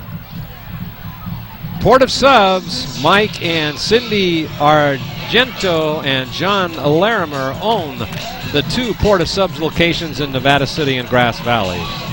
But don't just think of them for lunch, because they also offer wraps, salads, soups, and party trays. They even have breakfast sandwiches, so you can start your day with a good meal. So whether you're counting your carbs or your calories, Port of Subs have something for everyone's appetite. It's at the Port of Subs. Real Estate Center, Lake of the Pines. Broker Larry Hartley represents both home buyers and sellers in Lake of the Pines, Alta Sierra, and Bear River, and can assist you with any of your real estate questions that you may have. His knowledge of the latest real estate laws and procedures means you'll always have confidence in his advice. It's the Real Estate Center at Lake of the Pines. Grass Valley Glass. Don't let the winter cold drive up your energy costs. Grass Valley Glass specializes in the installation of new and replacement energy efficient windows from Milgard. Not only does Milgard windows come in a variety of trims to match or complement any decor, they also carry a lifetime guarantee. So stop wasting money. Milgard windows are on display at Grass Valley Glass. And Gil, I'll throw it down to you. And I think you've got Pilcher down there, don't you? Yeah, we finally caught up with Athletic Director Steve Pilcher. 3 weeks in a row we've been looking for him, and he's got good moves, though. So you're right, he's elusive. For an old guy. That's what I've been told. All right, so but we got him here now. Now we can get our official rundown of all the sports. And Steve, another year for you at the helm as the Athletic Director, and the no shortage of competitive sports and all kinds of sporting activities going on at Nevada Union. Yeah, I think we've got everything back, and we struggled a little the last 2 years with our freshman boys soccer team, fielding a team. But other than that, everything's back and everything's competitive. And then, of course, as we all know, next year we're going to move into the Sierra Foothill League, which is going to be real competitive. And all those teams are going to have all those sports are going to have teams. So that should be a lot of fun. Now, I've been reading a lot about the water polo team. Yeah, water polo, except for the Jesuit game the other day, we've been doing really well in water polo. And we got a new coach, and John Sultan. John was the coach at down in Santa Cruz, UC Santa Cruz, and high school coach down there. He's been a ref and a national level player. And then, of course, Lottie Hellstead. Lottie's been around for quite a while. How do you land these kind of coaches with these kind of credentials? Is just the mystique of Nevada Union? Is it the draw of Nevada County? How do you do that? Well, that's the huge salary we pay them. Well, I didn't want to talk about that, but it's kind of a mystery. I think word of mouth. I think part of it is people just have it in their blood. They're passionate, and we have as you guys know, we have a tremendous community with a lot of talented people out there, and there's a lot of people we don't even know about that are out there just waiting to be drawn upon. But there's just a lot of great people in our community, and thank goodness they all still have a passion, and their husbands and wives let them come and help us. So, well, we were working with one of them the other night, Marco Salcedo, coaching the girls and boys freshman volleyball team. Marco, longtime youth coach in the county. Yeah, Marco's a good guy. Marco's actually starting a boys club, boys volleyball club, and he's going to be coaching the boys again this year. Talk about a patient wife. The girls and the boys, along with, of course, Kelly Roden and Bob Rogers. And, Marco's a good guy, good family, and we're looking forward to seeing where that boys program is going to go with Kelly and Marco. I always thought it was unfortunate that the boys couldn't go on to win a section title or a state championship, and how sad that is, because NU's had some great teams in the past, and so's Bear River. We've had some good players, some good teams. CIF, the section's working on making boys volleyball a sport. It is a CIF recognized sport, sanctioned sport, but not in our section. Has to do with Title IX, girls, boys, equity. Right. But we're working on that. We're working on girls wrestling. That's what I heard. I heard that's one of your favorite sports. And kind of keep it balanced. And now, before, girls would wrestle with the boys, right? Well, girls do wrestle with boys. We don't have a choice. And I figure if they come out and do all the stuff that the boys do, they deserve to wrestle. So, yeah. But having a girls team, that'll open up possibly for boys volleyball. Right. I still haven't got that wrestling schedule yet, so I've been. Neither have I. When I get it, you'll get it. But it's I've been assured it's almost done. It's on the way. All right, because wrestling is one of the things that we like to cover, especially over at Nevada Union, and of course you can't talk about the fall sports without volleyball. We saw the Lady Miners the other night. 4 or 5 sophomores out there for the Lady Miners. It looks like a continuation of a trend there. Well, 4 or 5 freshmen last year. It's a lot of the same team except Allie. And I think they're going to be one of those teams that are going to get better as the weeks go on. And by the time the season ends, right now they're winning, but they're having to work for it. And last year they didn't have to work quite as hard, but that's going to build character. And I think those girls are going to be pretty awesome by the time, and then awesome for another 2 or 3 years on top of it after that. So I think they're going to be ready for the playoffs. I think so too. Guys, let's throw it back up to you. Game's about to start. We got one more set of mentions. Steve, thanks for joining us at halftime. Thanks, Gil. Thanks for finding me. All right, Steve Pilcher. Guys, back to you. Thanks a lot, Gil. Nevada Union Minor preseason football is being underwritten tonight by Price Concrete Pumping, locally owned by Jim Price. Price Concrete Pumping can deliver any amount of concrete exactly where you need it to and on any of your job sites. From a backyard patio to a large industrial pour, Jim Price's 19 years of experience means the job will be done right and on time. There's no need to break your back because no job is too big or too small, because Jim Price pumps them all. Price Concrete Pumping. And by Greg Sagazes, Nevada County Realtor. Greg knows the Nevada County like only a 6th-generation resident can. Nevada County is his neighborhood. Now that he has teamed up with ERA Cornerstone Realty Group, he can bring this knowledge and experience to work for you. From bare land to commercial properties, Greg knows what's available in Nevada County and how to get it for you. Greg Sagazes, Nevada County Realtor.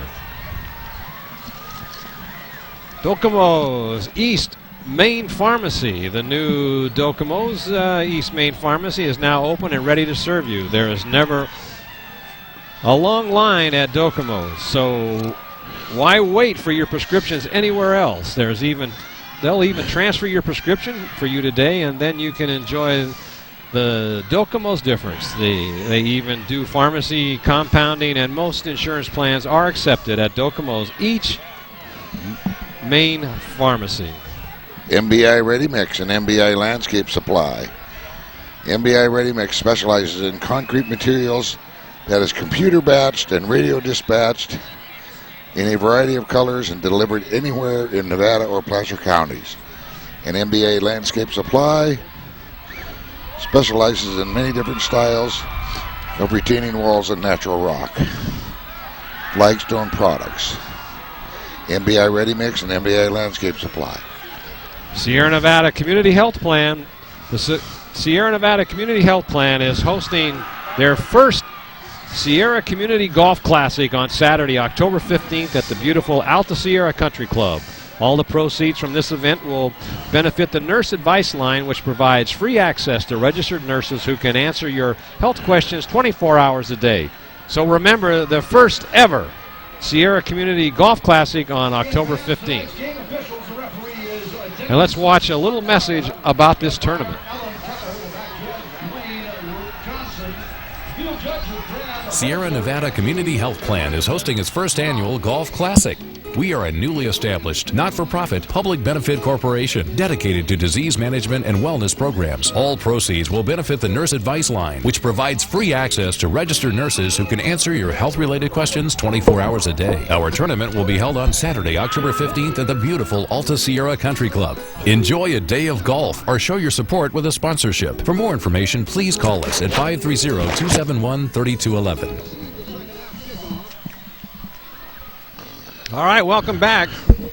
It's 13-7 at halftime, and we're ready to go for the kickoff. Nevada Union will be getting the ball to start this second half.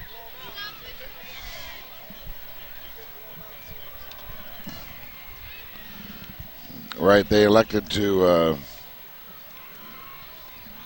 kick the ball away in the first coin toss.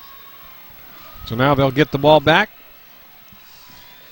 to start this second half, and let's see if they can't put a little something together. They kind of lost a little bit of momentum towards the end of that second quarter, and a couple big defensive plays by the Thundering Herd, or this game could have been out of reach. But Nevada Union's got to suck it up a little bit here at the start of this second half, and we're ready for the second half kickoff.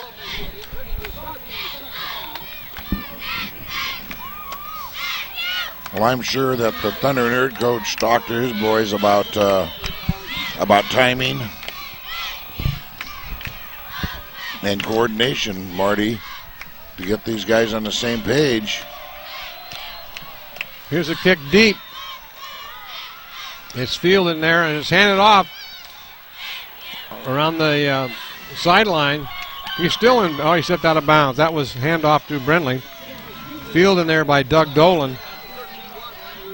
And he hands it off. And they picked up a couple extra yards, so they'll start. Nevada Union will start, looks like, on their own 20-yard line. Well, I think Elk Grove's got that handoff to Brindley figured out. Yeah, and they'll start 1st and 10 on the 25.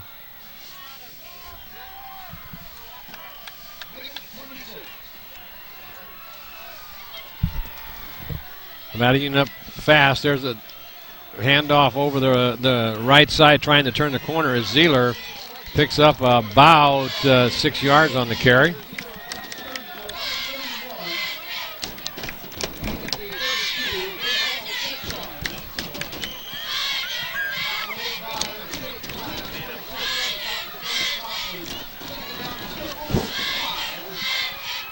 There's a handoff to Etlin, and he may have got the first down.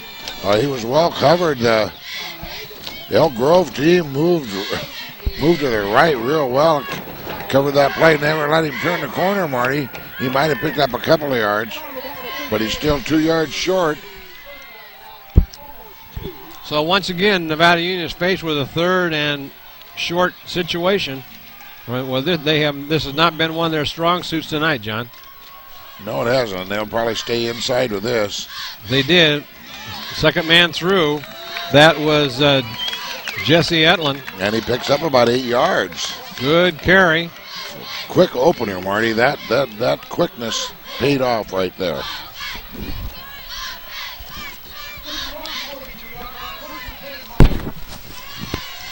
So they're across 40-yard line. Now it's a rollout, and he keeps it himself. That's Noxon.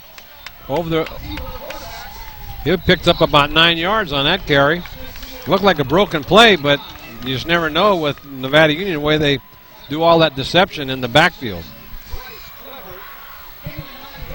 And Noxon does it well, too. He carries his fakes all the way. They're back up to the line of scrimmage. Oh, there's a motion. by Dennis Royal. That second and 1 too. They were only about a foot short. And now they'll have to bring it back 5 yards, and it'll be second. Now they're going to wave it off.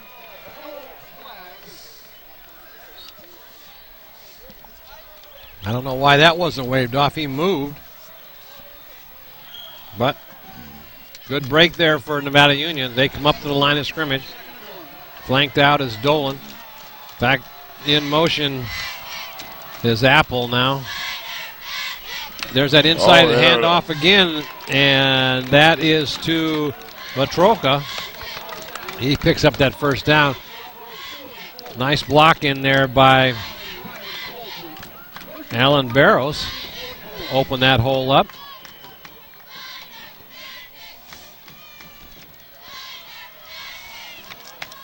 Here's a handoff over the right side to Andrew Moon, and they continue to grind it out on the ground.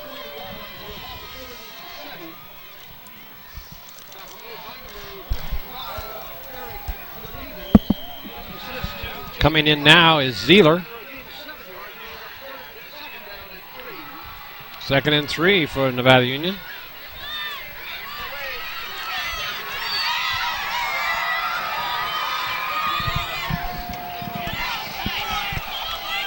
Well, they're running the ball well, Marty, every play.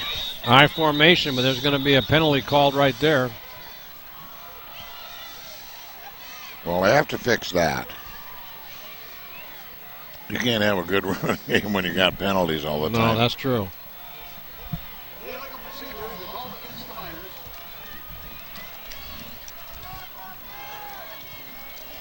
That takes some of the momentum.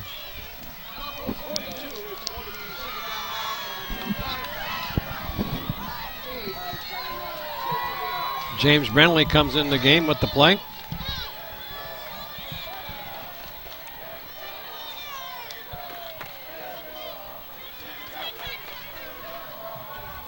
Taylor Deaver towers over the rest of the linemen in.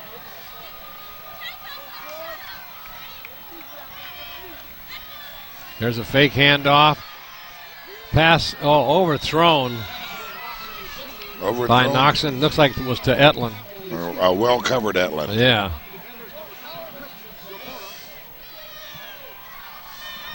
Let's go down to Greg.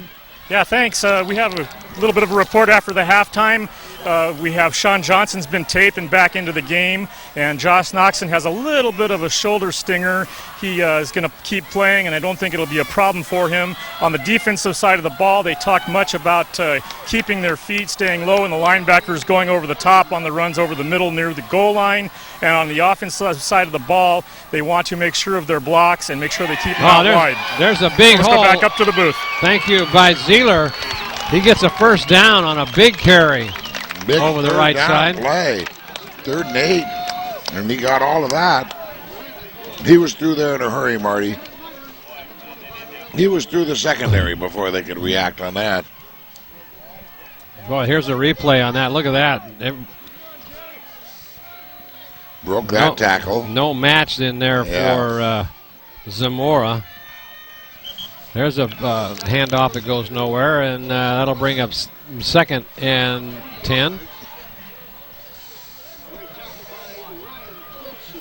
Colson on the tackle.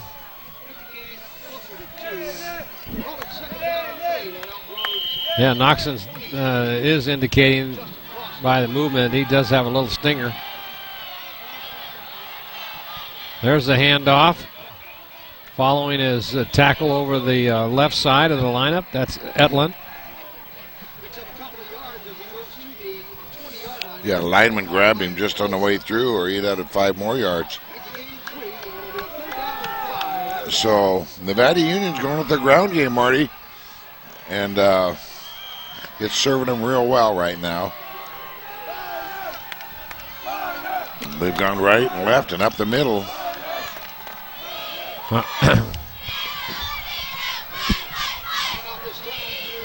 Trying to go over the left tackle slot.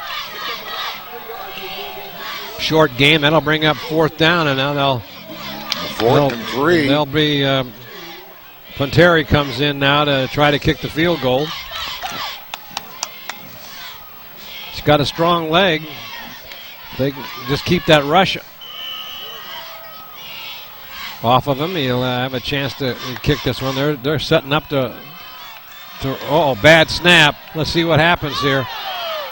Now there's a pass, and it doesn't go anywhere as they'll turn the ball over.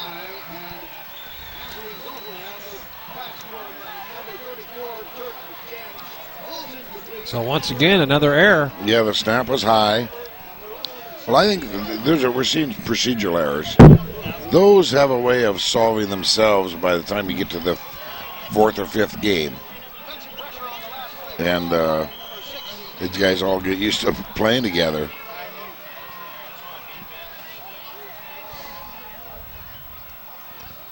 But that's too bad down in the red zone there and come away with no points again. Let's take a look at that bad snap. A little bit high. Just mixed the timing up. He couldn't recover it. Right, yeah, it was Yeah, the snap looked just a little bit high, but it wasn't definitely a muff in there. Right, he tried to get it down and lost a hold. Never had a hold of the ball real well. Well, the first play from scrimmage is about 2-yard carry, so it's 2nd and 8 for the Herd. There's Gardner now on a rollout. He pitches the ball, but there's nobody there, and it knocked out of his hand. Covering it up is Joe Allen for the Herd. It wasn't for that. That could have been taken in for a touchdown, John. Right, they lost 5 yards on that play. Leave them with a 3rd in Placer County. Yeah, yeah, it's about 3rd and about 17 yards. Let's see if the Miners can hold them. This will be a pass going back, and now good rush. He rolls out. Got plenty of time. And did he catch it? It looks like he did. Did he hold on? And they're saying he did. Let's see where they mark it. Well, that's a first down. And it is a first down. Wow, big play right there for the Herd. Well, it sure was. Gave quarterback way too much time. Look at, he's out here with nobody after him at all. Rolls out. And yeah, he caught it just before he went down. There's a run over the left side, and that doesn't go anywhere. As coming in on that is Millhouse. Makes that stop.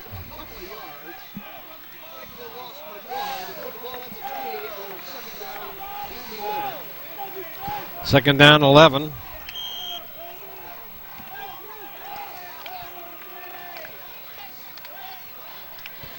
.424 left in this third quarter. It's a lot of time has come off the clock, but not much action as Nevada Union took it down inside the red zone, but nothing was there. Good coverage by the secondary for Nevada Union. That was all set up by the secondary coverage. And that's a sack. He's behind the line of scrimmage. There's a big play in there by Andrew Jackson on that tackle.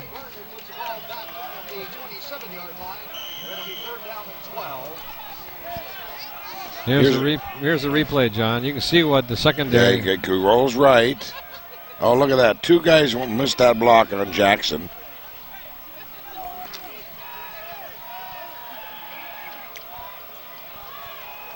So in shotgun formation is Gardner, the quarterback. Now he's going to have to call a timeout. So here with 3 minutes and 27 seconds left to go in the third quarter, Nevada Union continues to lead by a score of 13-7, and a big third down play right here where it's going to be 3rd and 12 for the Herd. They had 3rd and 18 a little while ago and came up with a big first down. Right, here's a replay of the sack, and Jackson's fighting off the 2 blocks to get the sack. Okay, there it is right there. Look at that. Oh, right through him. Beautiful. Oh, man. What a good play, huh? They doubled and tripled block, tried to triple team him. And he just fought them both off and went through there and made the tackle.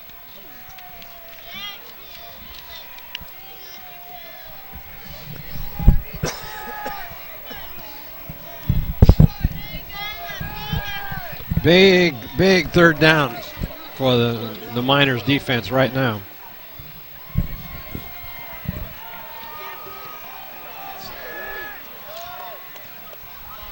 They need to get pressure on this quarterback right now at this play, Marty. They cannot let him play around so long. He's rolling out. Now he's got time. The ball is caught, but there is a penalty flag thrown. It's probably going to be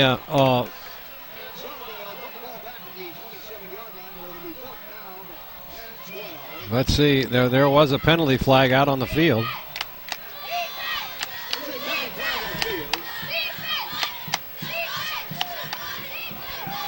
Referees are discussing it. That flag threw a long way. That was a 20-yard flag throw. So I'm not sure. I don't know what it is. Where the penalty was. They're stepping it off against Nevada Union. Another mistake. Let's see if that'll give them a first down. Point of the foul. Right there on the 30.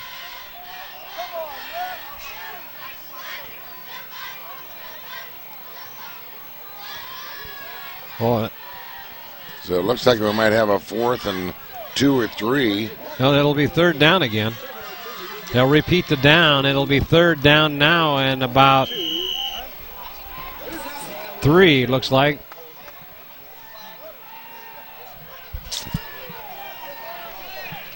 Boy, that penalty hurt him, John. Yeah, it did. I don't know what it was there either. The referee threw the flag a long ways. He was a long ways away when he called that. Well, let's see what happens here. Gardner now hands it off to Allen, and he breaks one tackle. He's going to get the first down. Fought his way to the 40. Be 1st and 10 from their own 41-yard line. As they continue this drive, Nevada Union has stopped twice, and now they've kept it going. There's a handoff to Allen again, and trying to go up the middle, but nothing there. Swarmed in by the Nevada Union Picked up defense, a couple of yards, 2 or 3 yards. led by Andrew Moon. Gain of 3 yards. Clock continues to run here in the third period.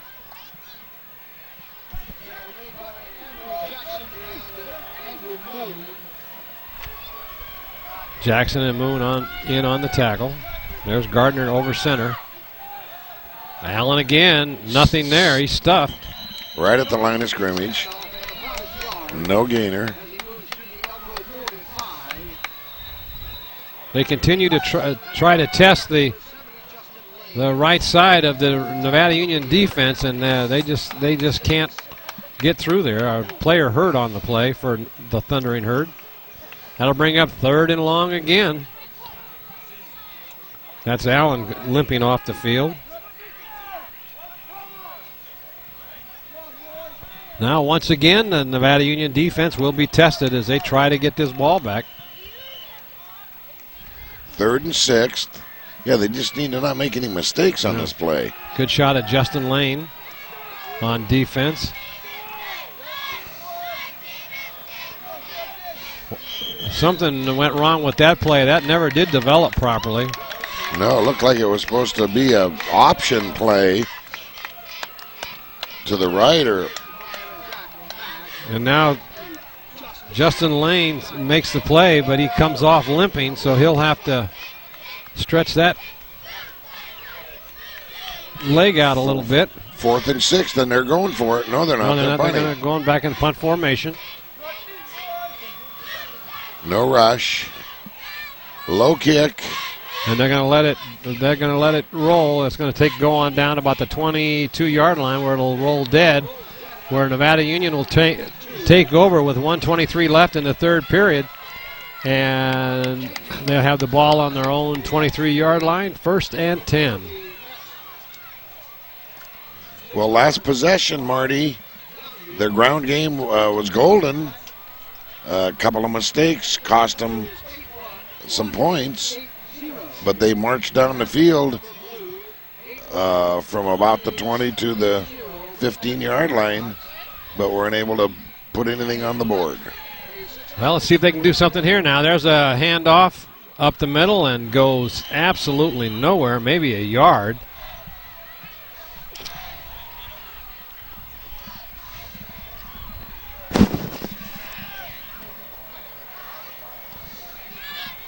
Dennis Royal leading the way, but now Noxon comes back. He's still shaking his right arm a little bit, so that still must be bothering him. There's a handoff. Up the middle again.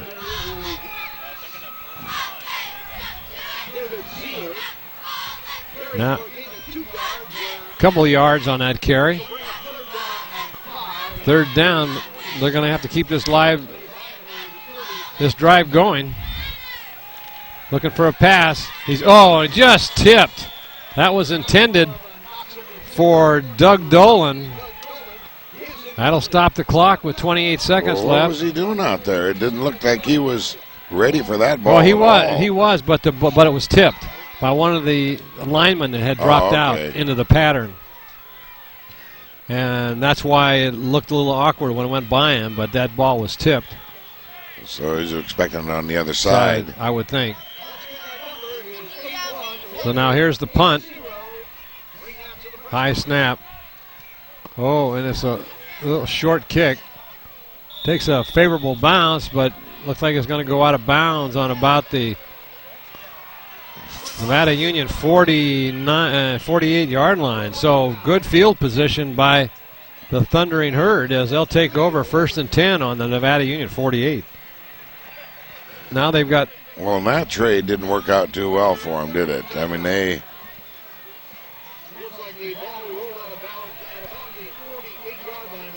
Looks like one of the referees got caught in the middle of some action there.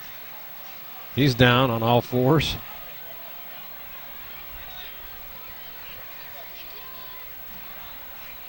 He's getting up rather slowly.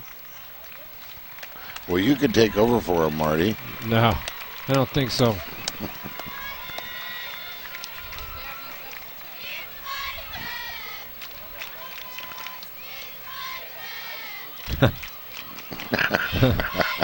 How many flags are on the field? Yeah, a little test there. He's a little wobbly, but he's going back to his position. Let's see what they're going to do.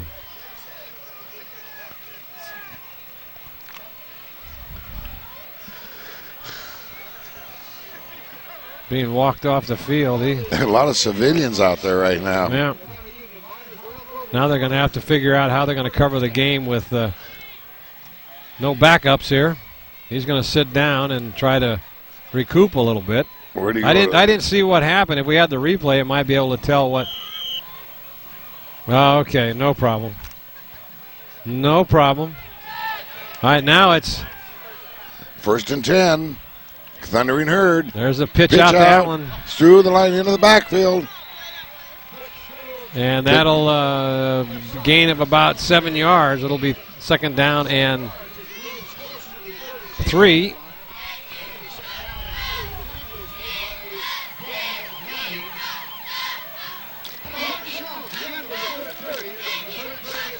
There's the end of the third period. Your score remains 13-7 in favor of Nevada Union. There's your line score for the no scores in the third quarter. Yeah, we got us a close ball game, Marty. Certainly do. Anything could happen here. Well, it's going to come down to the fourth quarter. And let's hear about that big golf tournament coming up here on the 15th of October. Sierra Nevada Community Health Plan is hosting its first annual Golf Classic. We are a newly established, not-for-profit, public benefit corporation dedicated to disease management and wellness programs. All proceeds will benefit the Nurse Advice Line, which provides free access to registered nurses who can answer your health-related questions 24 hours a day. Our tournament will be held on Saturday, October 15th at the beautiful Alta Sierra Country Club. Enjoy a day of golf or show your support with a sponsorship. For more information, please call us at 530-271-3211. So everybody sign up for that. It's going to be a lot of fun out there. Come out and try your hand at beating the golfers from Touchdown Productions. Piece of cake. Yeah, no problem there. When their big stars also playing in another tournament, that's not going to be good. I'll bring left-handed clubs to do that. Yeah, you can take my place. October 15th is a bad day for me. All right, here we go. On the move, big fourth quarter. And that handoff stopped right at the line of scrimmage again, so it's going to be 3rd and 3. That was to Jeff Jackson. A little over 2 yards to go. We'll call it a long 2.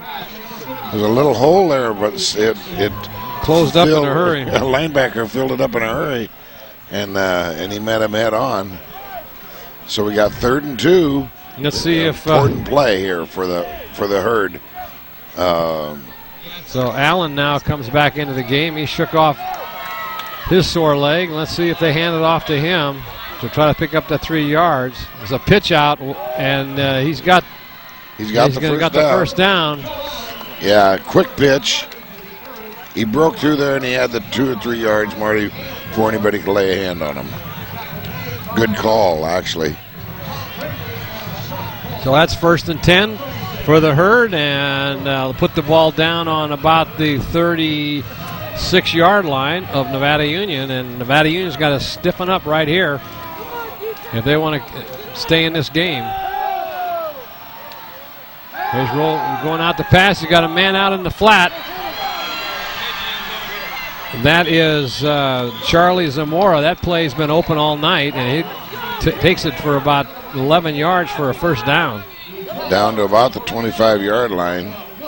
Got to remember that play by Charlie Zamora went for big yardage earlier in the game. But I think that's what's helped set up that first touchdown. There's a rollout now. They got to get pressure. And now he's going to turn it upfield, and he's tackled and knocked out of bounds. Picked up a few yards on that carry. Yeah, it looked like he picked up a couple of hard yards there. Clock continues to run. Took a licking for those two. Now he looks over the sideline to head coach David Hoskins to send the play in, and let's see what they call as Nevada Union now must toughen up. There's the inside handoff over the left side, stopped in there by Andrew Jackson. Gained about a foot. And Joel Hull comes up limping a little bit. So now it's 3rd down and 6. Once again, Nevada Union faced with their backs against the wall to stop a 3rd down play, and the play is signaled in from the sidelines, and let's see what happens. Gardner over the ball, and he's got a keeper. He's got a man out in the flat, and it's intercepted.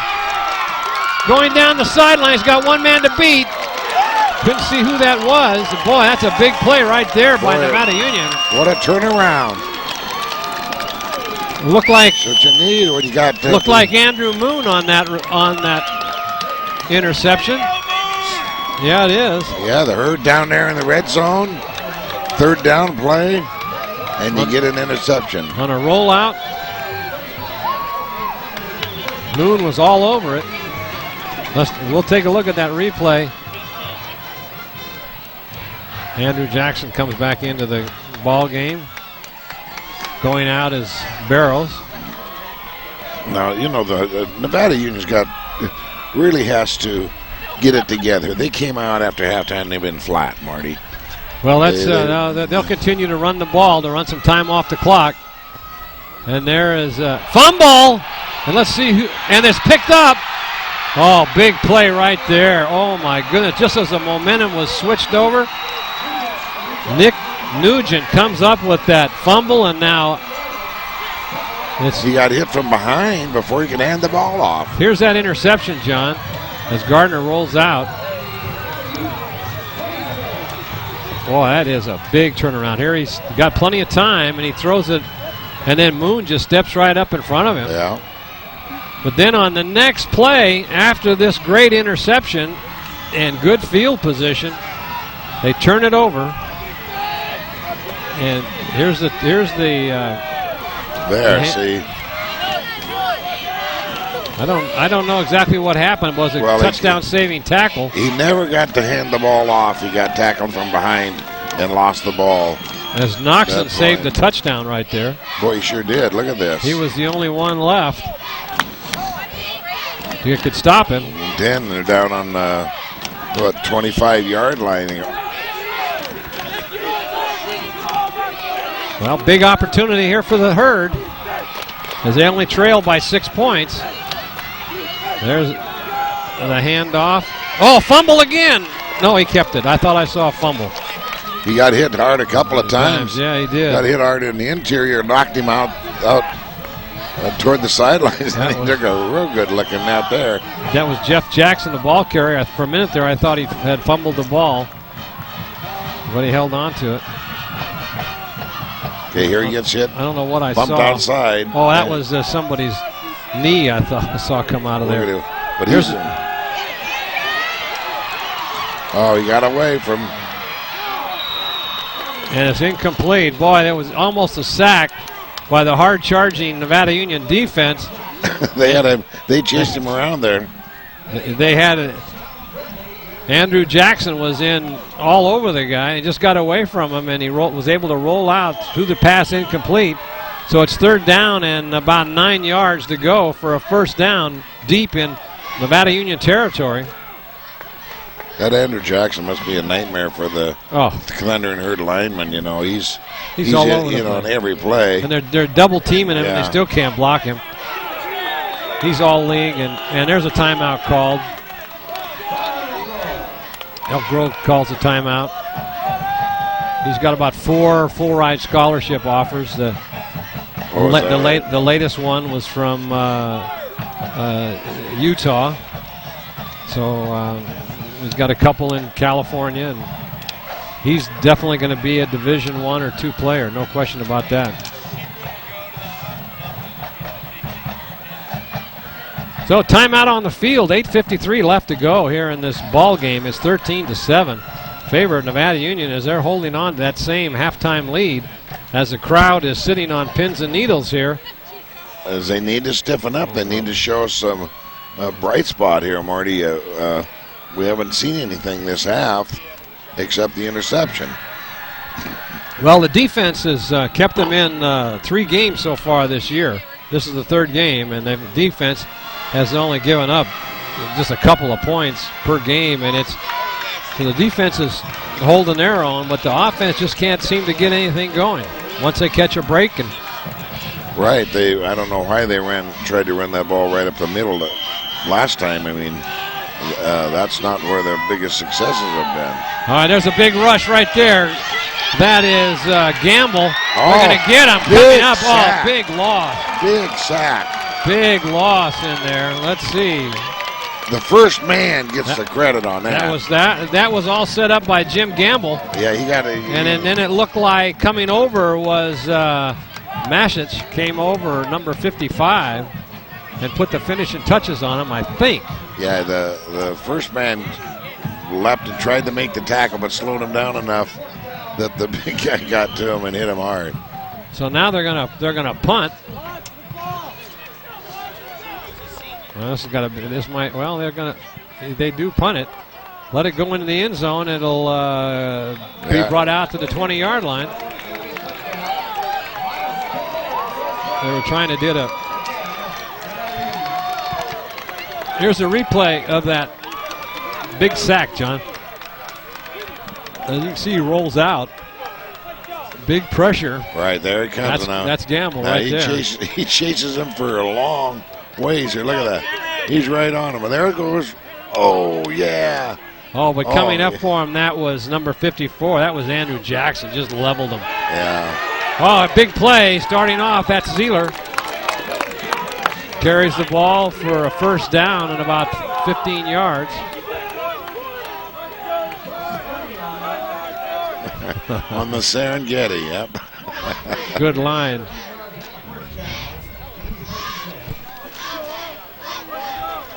Well, 7:47 left.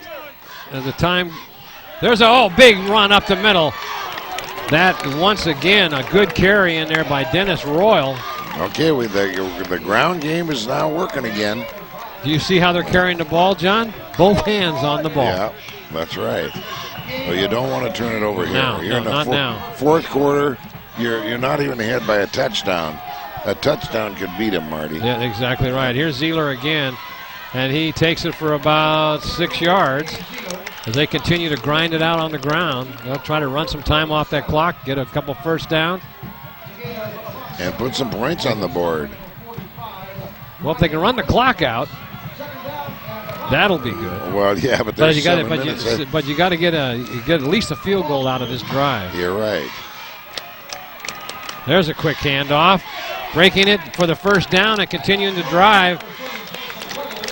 Once again, that's Weathers. Jason Weathering. About the 36-yard line. So I think they're wearing down this Herd defense. They look a little sluggish right now. Coming out is Dolan. Going in is James Brenly.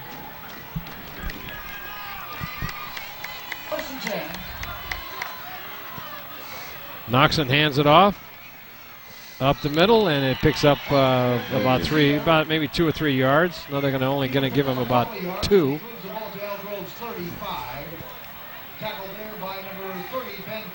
Well, that was a fake. And now that was Zeeler that carried the ball. It's like if they get that block on that linebacker, that play goes for 10 or 12 yards. If they don't, it's 1 yard, 2 yards.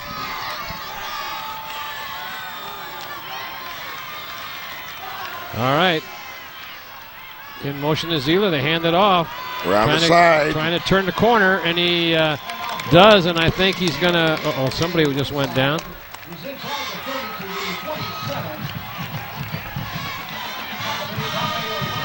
Here's the replay. He gets around the corner on this play.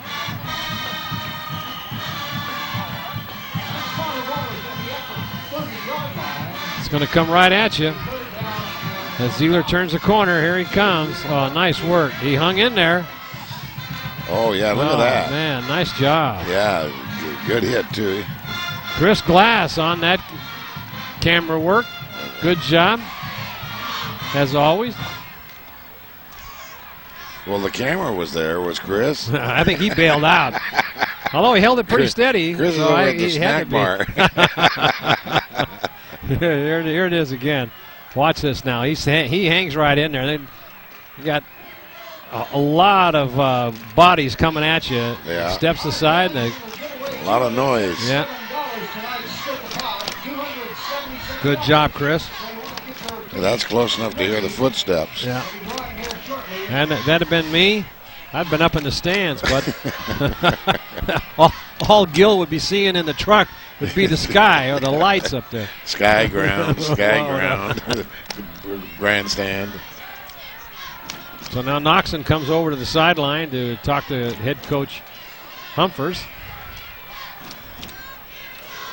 Nevada Union cheerleaders trying to cheer on the crowd as they say, "Here we go, Miners." All 25 of them. $277. That ticket number is 636019. That's 636019. If you have that back in the huddle now. We've got, I don't know what their referees are looking at something.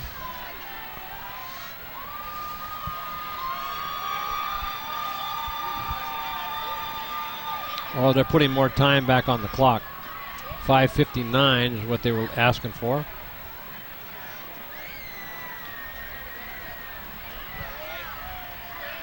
I think that referee that went out is back in the game now. Well, he just found his way back. Yeah. He was wandering around. Yeah, he's limping a little bit. Okay, they're down. Here we go. Quick. Oh, no, big opening. Wow, that was Noxon. He faked everybody out. Takes it for a first. Sure did. Oh, I thought that was a handoff up the middle to Etlin. The next thing I know, He comes Boy, up and fooled everybody. Full speed too. And Josh Noxon, 5'11", 170-pound senior, just let's see that again. That beautiful faking on that handoff. And oh, here they go. Okay. now they're gonna over the ball. Hurry up Bang. offense. And there's a handoff over the right side to Picks up 3 Dennis yards. Royal. Picks up a couple. And boy, I tell you, that was some great faking going on in there by Josh Noxon.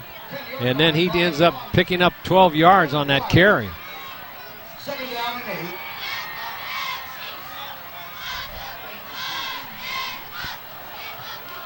So Nevada Union on the move.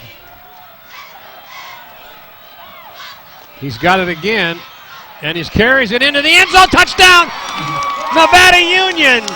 They never Josh learn. Noxon on the keeper, goes over the left side. Big hole opened up, takes it in for 6 points. That could put the icing on the cake right there, but I think they still ought to go for 2 points. Yeah, they never laid a hand on him on that. That was... Boy, went right over Alan Barros's guard slot and opened up a big hole, took it in. Nice job by the front offensive line for Nevada Union. They are going for 2. Good play right here. There's a handoff, taking it in. He walks into the end zone. That is Jason Weathern. Let's take a look at that first replay of Noxon on that great faking that he does. See, watch that. Stuck it right there. Looked like he... Oh, look at that. That man on the end, it was faked out completely. Yeah. Not the cameraman, though. Got right on top of him. Yeah, That was did. a big... That set up the... That was great coverage, guys. That was a good one. First down. And then on the next one, if we've got that, here it is right here. He rolls out, carries it himself, cuts it inside, touchdown. Same guys that missed him on the first time. on the one before. I guess they found a weakness. So now the extra point. What'd they do? Well, what happened was, John, when we were showing those replays, there was an illegal procedure call and brought the 2-point conversion back. So that was a 5-yard penalty, and they brought it back out. So and now it's 20-7 now because that 2 points didn't count. They picked up the 1, and it's NU 20 and Elk Grove 7 with 5 minutes to go. But I think we were in this spot a couple of years ago, if I remember. The fans started to leave like they're doing right now, and we commented on it. The band's leaving, the fans are leaving. And the next thing you know, within 3 minutes, Elk Grove scored 2 touchdowns and won the game. Oh, gee. Yeah, so it was, we don't want to have a repeat of that. Well, Nevada Union has looked good enough to win this game. Their defense has been pretty solid except for 1 or 2 plays. And their offense has had some flashes of brilliance, that's for sure. Maturi now on the punt. They're kicking it deep. Going back for it is Nick Nugent. And they missed him all the way by everybody. He's going to go all the way for a touchdown. And he does. There's no flags out there, Marty. Boy, this is deja vu from 2 years ago. He just ran it back. Oh, my goodness. I thought they knocked him out of bounds.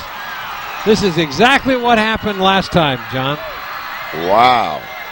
Let's see that a replay. Oh, man. I can't believe they missed 2 shots at him on the sideline as Nugent just took it right down the sideline and took it in. Big touchdown run. That was about 75 yards.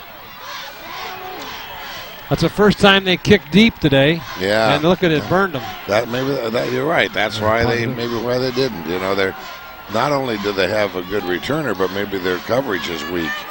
You know. Oh, there was a movement on the line. They should call a flag. They do. The right tackle moved his back foot prior to the snap, and that should take it back 5 yards. Boy, what a turnaround! Just as you thought this game was, and now that 2 points that were called back because of the penalty could make a big difference in this game, John. Right. Now the fans who started to exit are now standing in the aisle, blocking the doors. Yeah. Well, now this will be 5 yards added on to this extra point. That'll bring it out to about the 15-yard line now. This is no guarantee now. There's a good snap. It's down. It's up, and it looks good. Let's see if they call it. Yes, they do. 4:43 now. Still, it's a 6-point game again. All right, let's see that run back. Well, that's sure silenced this Nevada Union crowd. Here it is. Here's the kick. Now they go deep for the first time today. Pinteri. Now this number 40, he's the last man. Yeah, that's the kicker. Yeah. Now he starts to come up to this side. Now he cuts it back as everybody was set up to go over to the left side. That took care of 7 players right there. Right, and now 8, 9, 10. No, 9, 10 right here. So now we got 2 players 11. left. Oh, look at that. Oh, he faked him. Pinteri got faked out. And now the only one left to get him, and he made it all the way down the sideline. Didn't step out of bounds. Touchdown. He didn't even have to outrun anybody, no. You know. He faked the kicker. The play was to the left side. Everybody came over to the left side. And then he reversed took it all on his own. He's got the speed, and that's why they probably haven't been kicking to him all Yeah, as soon as he made that cut, that was the end. Yeah. Because he got rid of eight players right there. Right. So now it's 4:43 left. We have a 6-point game.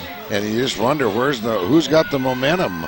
Well, you can tell. I mean, it's right now. I mean, it's like Nevada Union had it now. That's going to go into the end zone, and as soon as it does that, it's touchback. All right. Well, the Nevada Union will start with on their own 20-yard line with 4:43 left. So this game is not over yet. It looked like Nevada Union had put it away, and now they're in jeopardy if they can't move any time off that clock.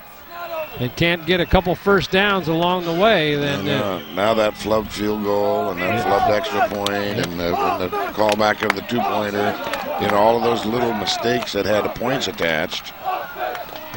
And there's a handoff that picks up a couple yards. Now's when they need some yardage. They need to run this. They need to cover the field here with a ground game.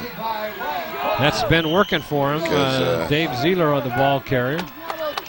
You put the ball in the air at this point. No, it's really iffy. But they're going to have to gain some yardage.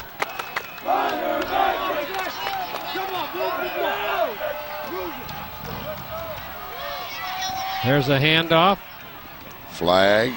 Oh, 2 flags came out on that.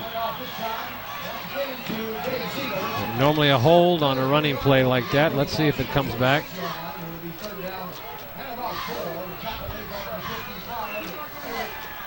Well, it's a mistake you didn't need. You need a 10-yard penalty at this point in the field. Then they're going to move him back.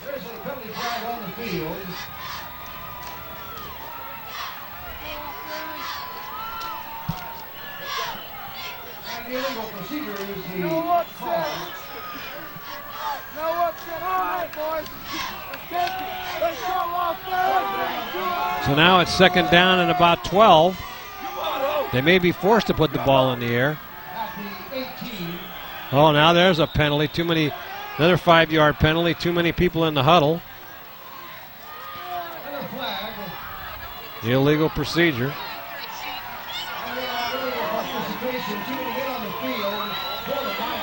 So that'll take them back another 5 yards. So the Miners are getting themselves in a big, serious They're situation. back on the 10-yard line. 2nd and 17. The passing game hasn't really worked tonight, so let's see what happens. There's a handoff. Trying to circle the other. Can't turn the corner. Going to be thrown for a loss. That is Jesse Etlin. Now that'll bring up 3rd and long. Yeah, they need one of those quick breakers up the middle there, you know. Well, what's happening is that the Herd is just bringing the linebackers up tight, the safeties up tight. They know he's not going to throw the ball. Well, this could be your ball game right here, John. They need a first down. Oh, and a bad. And they're going to throw for a safety? Not a bad move. It would have been better to get it out of there as to give them a safety, because you're still a touchdown and an extra point's going to beat you anyway. Yeah. The extra 2 points not going to make any difference. Now they're going to have to kick from deep in their own end zone, and this game is just turned around. That would be the thing to do. Instead of that way, you can kick the ball from the 20-yard line. I think maybe if Humphers might want to do that, I would do that. So a 6-point lead, you know. I mean, although their kicking game appears good. Yeah, but the thing is, you go a lot of things. I think Humphers is going to go out there. I think he's going to say, take 2 points. That's what I would do, and then kick the ball from the 20-yard line, because a field goal is not going to beat you if you give them 2 points here. Yeah, but the thing is, they're going to get good field position by at least 20 yards by kicking it from the end zone. And well, that's true. In either case, you got to kick it to that guy that just ran the back. Yeah, well, you can kick away from him and try to do. But I would if Humphers is telling him, he said just let him run it out of the end zone, give him 2 points, get a free kick from the 20-yard line instead of a rush kick from the. And the kicking game has not been that. They've been a little suspect. A couple of punts have not gone that far. So, I think this is the call right here. If I'm coaching, that's what I do. And Humphers is out there talking to his team, and I think that's got to be the play. You don't want to have this one blocked or anything else like that.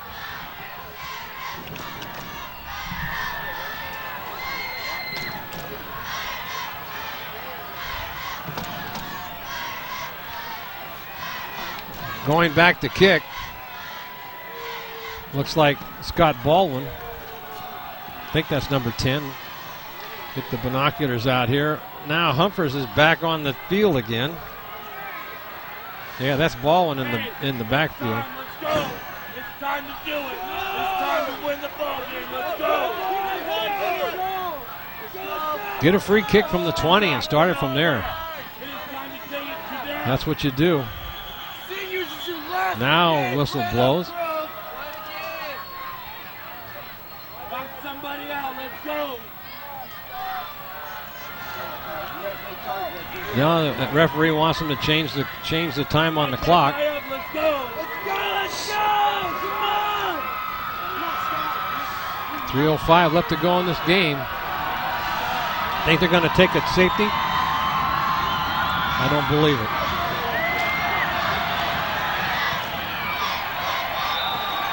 So now let's set this up, John.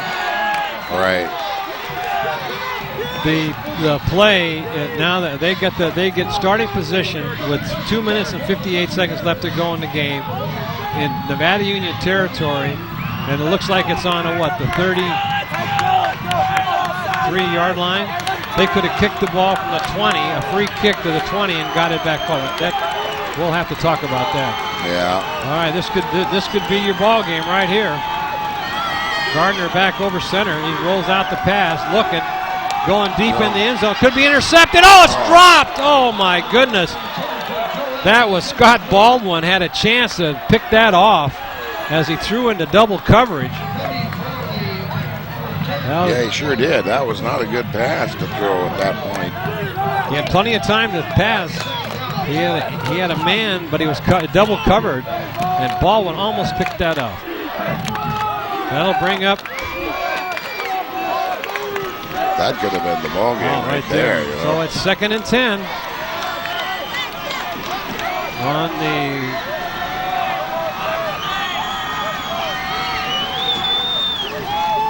Rolling out the pass is Gardner. Big rush. They got a rush on him, and he throws it. Almost intercepted. Throws it away down the sideline.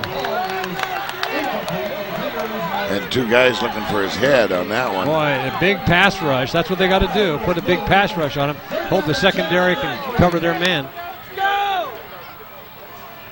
Well, the only passes he's completed tonight is when he had a long time back there and found him.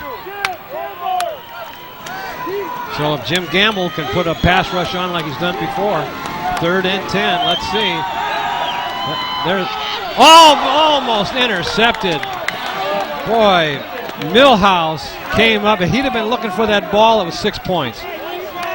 Wow, that was interesting to throw that ball out on the flat like that. And Millhouse came up, but because there were 3 men that could have taken out the receiver had he caught the ball. Yeah. But the fact is it was a wild toss. Well, we got 4th and 10. What are they going to do? Here it is. Let's throw the ball. He's back. Right. Back. Steps up. And it's incomplete. Incomplete over the middle. That pass was intended right over the middle to Ryan Colson, the 6'3", 225-pound senior, and the defense stepped up and held. But I think a pretty well thrown ball too. But I guess the that defender got his hands on it on the way by and deflected it enough. Take a look at that replay, John. Okay, there it is. See. Well, this is the one that Millhouse almost intercepted. Oh yeah. He was looking to hit the guy.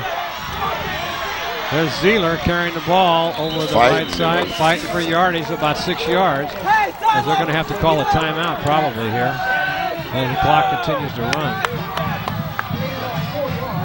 2 minutes and 10 seconds.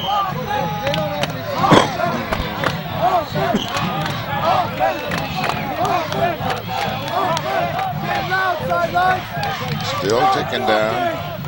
2 minutes. Moxon comes over to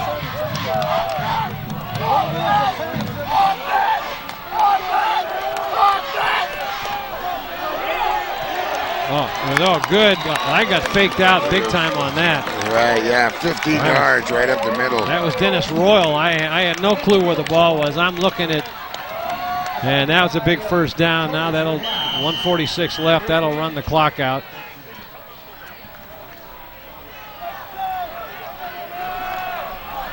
No mistakes here. Yeah, it'll be interesting to see next Wednesday night's show with Humpers and Gil Dominguez to find out about that play, why they wouldn't take the 2 points. There's a big run for 9 yards by Royal again.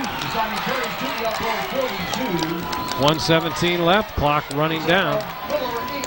Coming in with the play is Alan Barrows.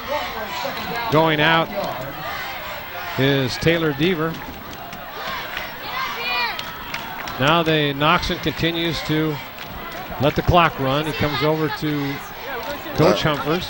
Less than a minute now. This side of the stadium pretty noisy. And he takes a knee right now, and that could be your ball game if they don't stop the clock. It'll be 3rd and about 1 yard. 38 seconds. They can just let the clock run out now. As the Nevada Union fans get up, and this was a nail biter.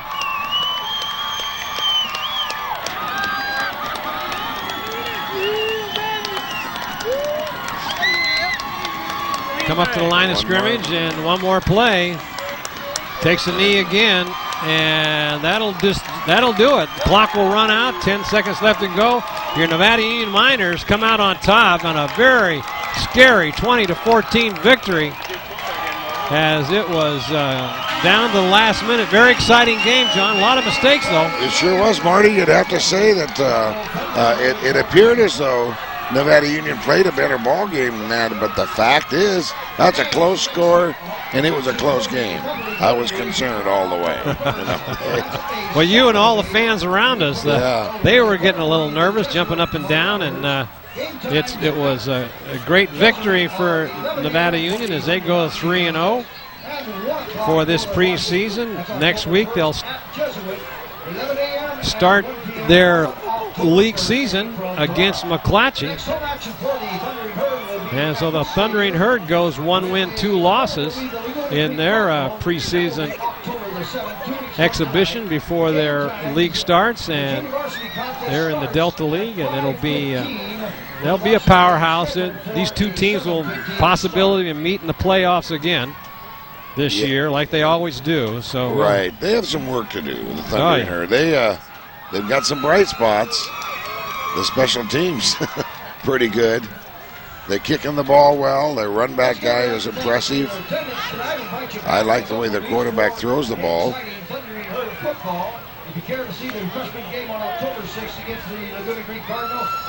There's your final score as the fans begin to file out of the stadium, 20-14. Nevada Union on top, as the Coach Humphers will have some work to do with his coaching staff and the players. They come away with a big victory, but it could have turned out a 21-20 victory for the Thundering Herd, as they had the ball on, I think it was the 26-yard line, 1st and 10, and they ran 4 consecutive incomplete pass plays, and that was your ball game, as then Nevada Union came out and ran out the clock. Right there. I guess they had just decided they hadn't done well on the ground all night. And they were out of timeout, so they didn't want to take a chance of running that clock out and not getting any points. But I'm still going to have to figure out why he didn't take the safety and at least they could have gotten another free kick from the 20, which would have got the ball down probably maybe to midfield, and that's 25 extra yards they would have had to pick up. But as it was, they had the ball at 25 and they had 4 incomplete passes, couldn't get any yards built up, and so that was your ball game. Good shot of the Nevada Union fans, and now the players down there celebrating. Channel 3 down there tonight. Local Sacramento station.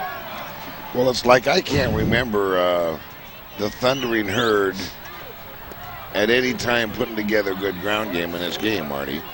No, they only had 2 big plays all night, and then that one of them was set up by a big play and a penalty, and that kind of set up the touchdown. And that was the next sentence, and I can't remember them putting together a good passing game. It was all that one play when nobody got after the quarterback. And there were not that many big yardage runoff against the Miners tonight defense. Like, so how'd they score twice? Yeah, well, you just don't know. I can't remember. All right. Yeah. Nevada Union Miner preseason football has been underwritten tonight by Liberty Motors. Gary Alkenbrecht has hope you've enjoyed this fine game this evening. Hanson Brothers Construction and HBE Rentals. The Orson family, Hanson family is proud to bring you these ball games. Suburban Propane says, go Nevada Union. Burke Home Loans, John Red Burke, longtime supporter of the Bear River and Nevada Union, says, hope you've enjoyed tonight's game. Placer Title Company, Larry Ingersoll and Sally Vigil say, go Miners. Mike Bratton, big supporter, bleeds blue and gold. The Beam Easy Living Center, they say, go Miners. Porta Subs, get your sandwich and see a Miner. Real Estate Center at Lake of the Pines, Larry Harley once again continues the Bear River tradition. Grass Valley Glass, Shauna and Marty and Curtis Salwin, go Miners.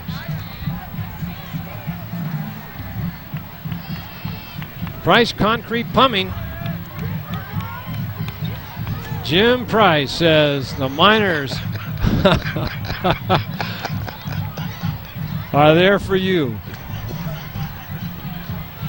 Nevada County Realtor Greg Segezi says, go Miners and Bruins.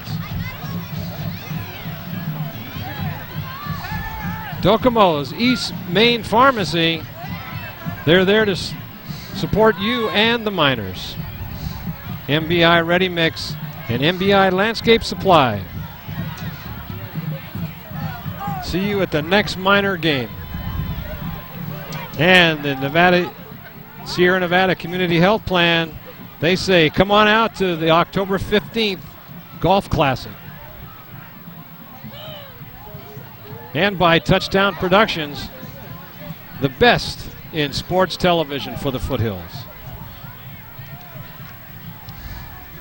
Don't forget to join us next week as our football coverage continues, as I believe, I don't know exactly where we'll be, but it will be Bear River or Colfax next week, so look for that game as football is back. A new 2005 season starts here in the Foothills on ACTV Channel 20 and Channel 23 at Lake of the Pines and Alta Sierra and Colfax. NCTV Channel 11, Channel 7, Bear River. Final score here tonight, 20-14, Nevada Union on top as they round out this preseason with a 3-0 record and start league play next week against McClatchy High School. And it will be another thrill-packed 2005 season as these Miners are doing it with defense this year, as once again it's the defense that has had another great evening tonight for this victory. The executive producer and director for tonight's game, Gilbert M. Dominguez. Chiron operator and replay, Brandon Duckett tonight. Your announcers for tonight's game, Marty Mortensen along with John Brassfield and Greg Hight. Camera operators, R.C. Cameron, Chris Glass, and Ross Wisniewski. Office manager, Patty Costa. Production manager, Courtney Wilcox. Remote facilities provided by the Commander. Commander Maintenance, boy, sometimes it needs it. Plaza Tire and Auto Service. It's an oxymoron. Stats are courtesy of MaxPreps.com. Don't forget, be sure to write us or give us a call at 12059 Nevada City Highway. The telephone is 274-2206. Info at touchdownproductions.com if you want to send us an email. And your final score tonight, Nevada Union comes out on top, 20-14. It was a real nail-biter. And all I can say is the season starts next week. Look forward to it as we'll be down at Bear River for a PBL game. And for all of us, this is Marty Mortensen along with John Brassfield and the entire Touchdown Production team. We'll see you next week on your Foothill Game of the Week. Good night, Marty. Good night, fans.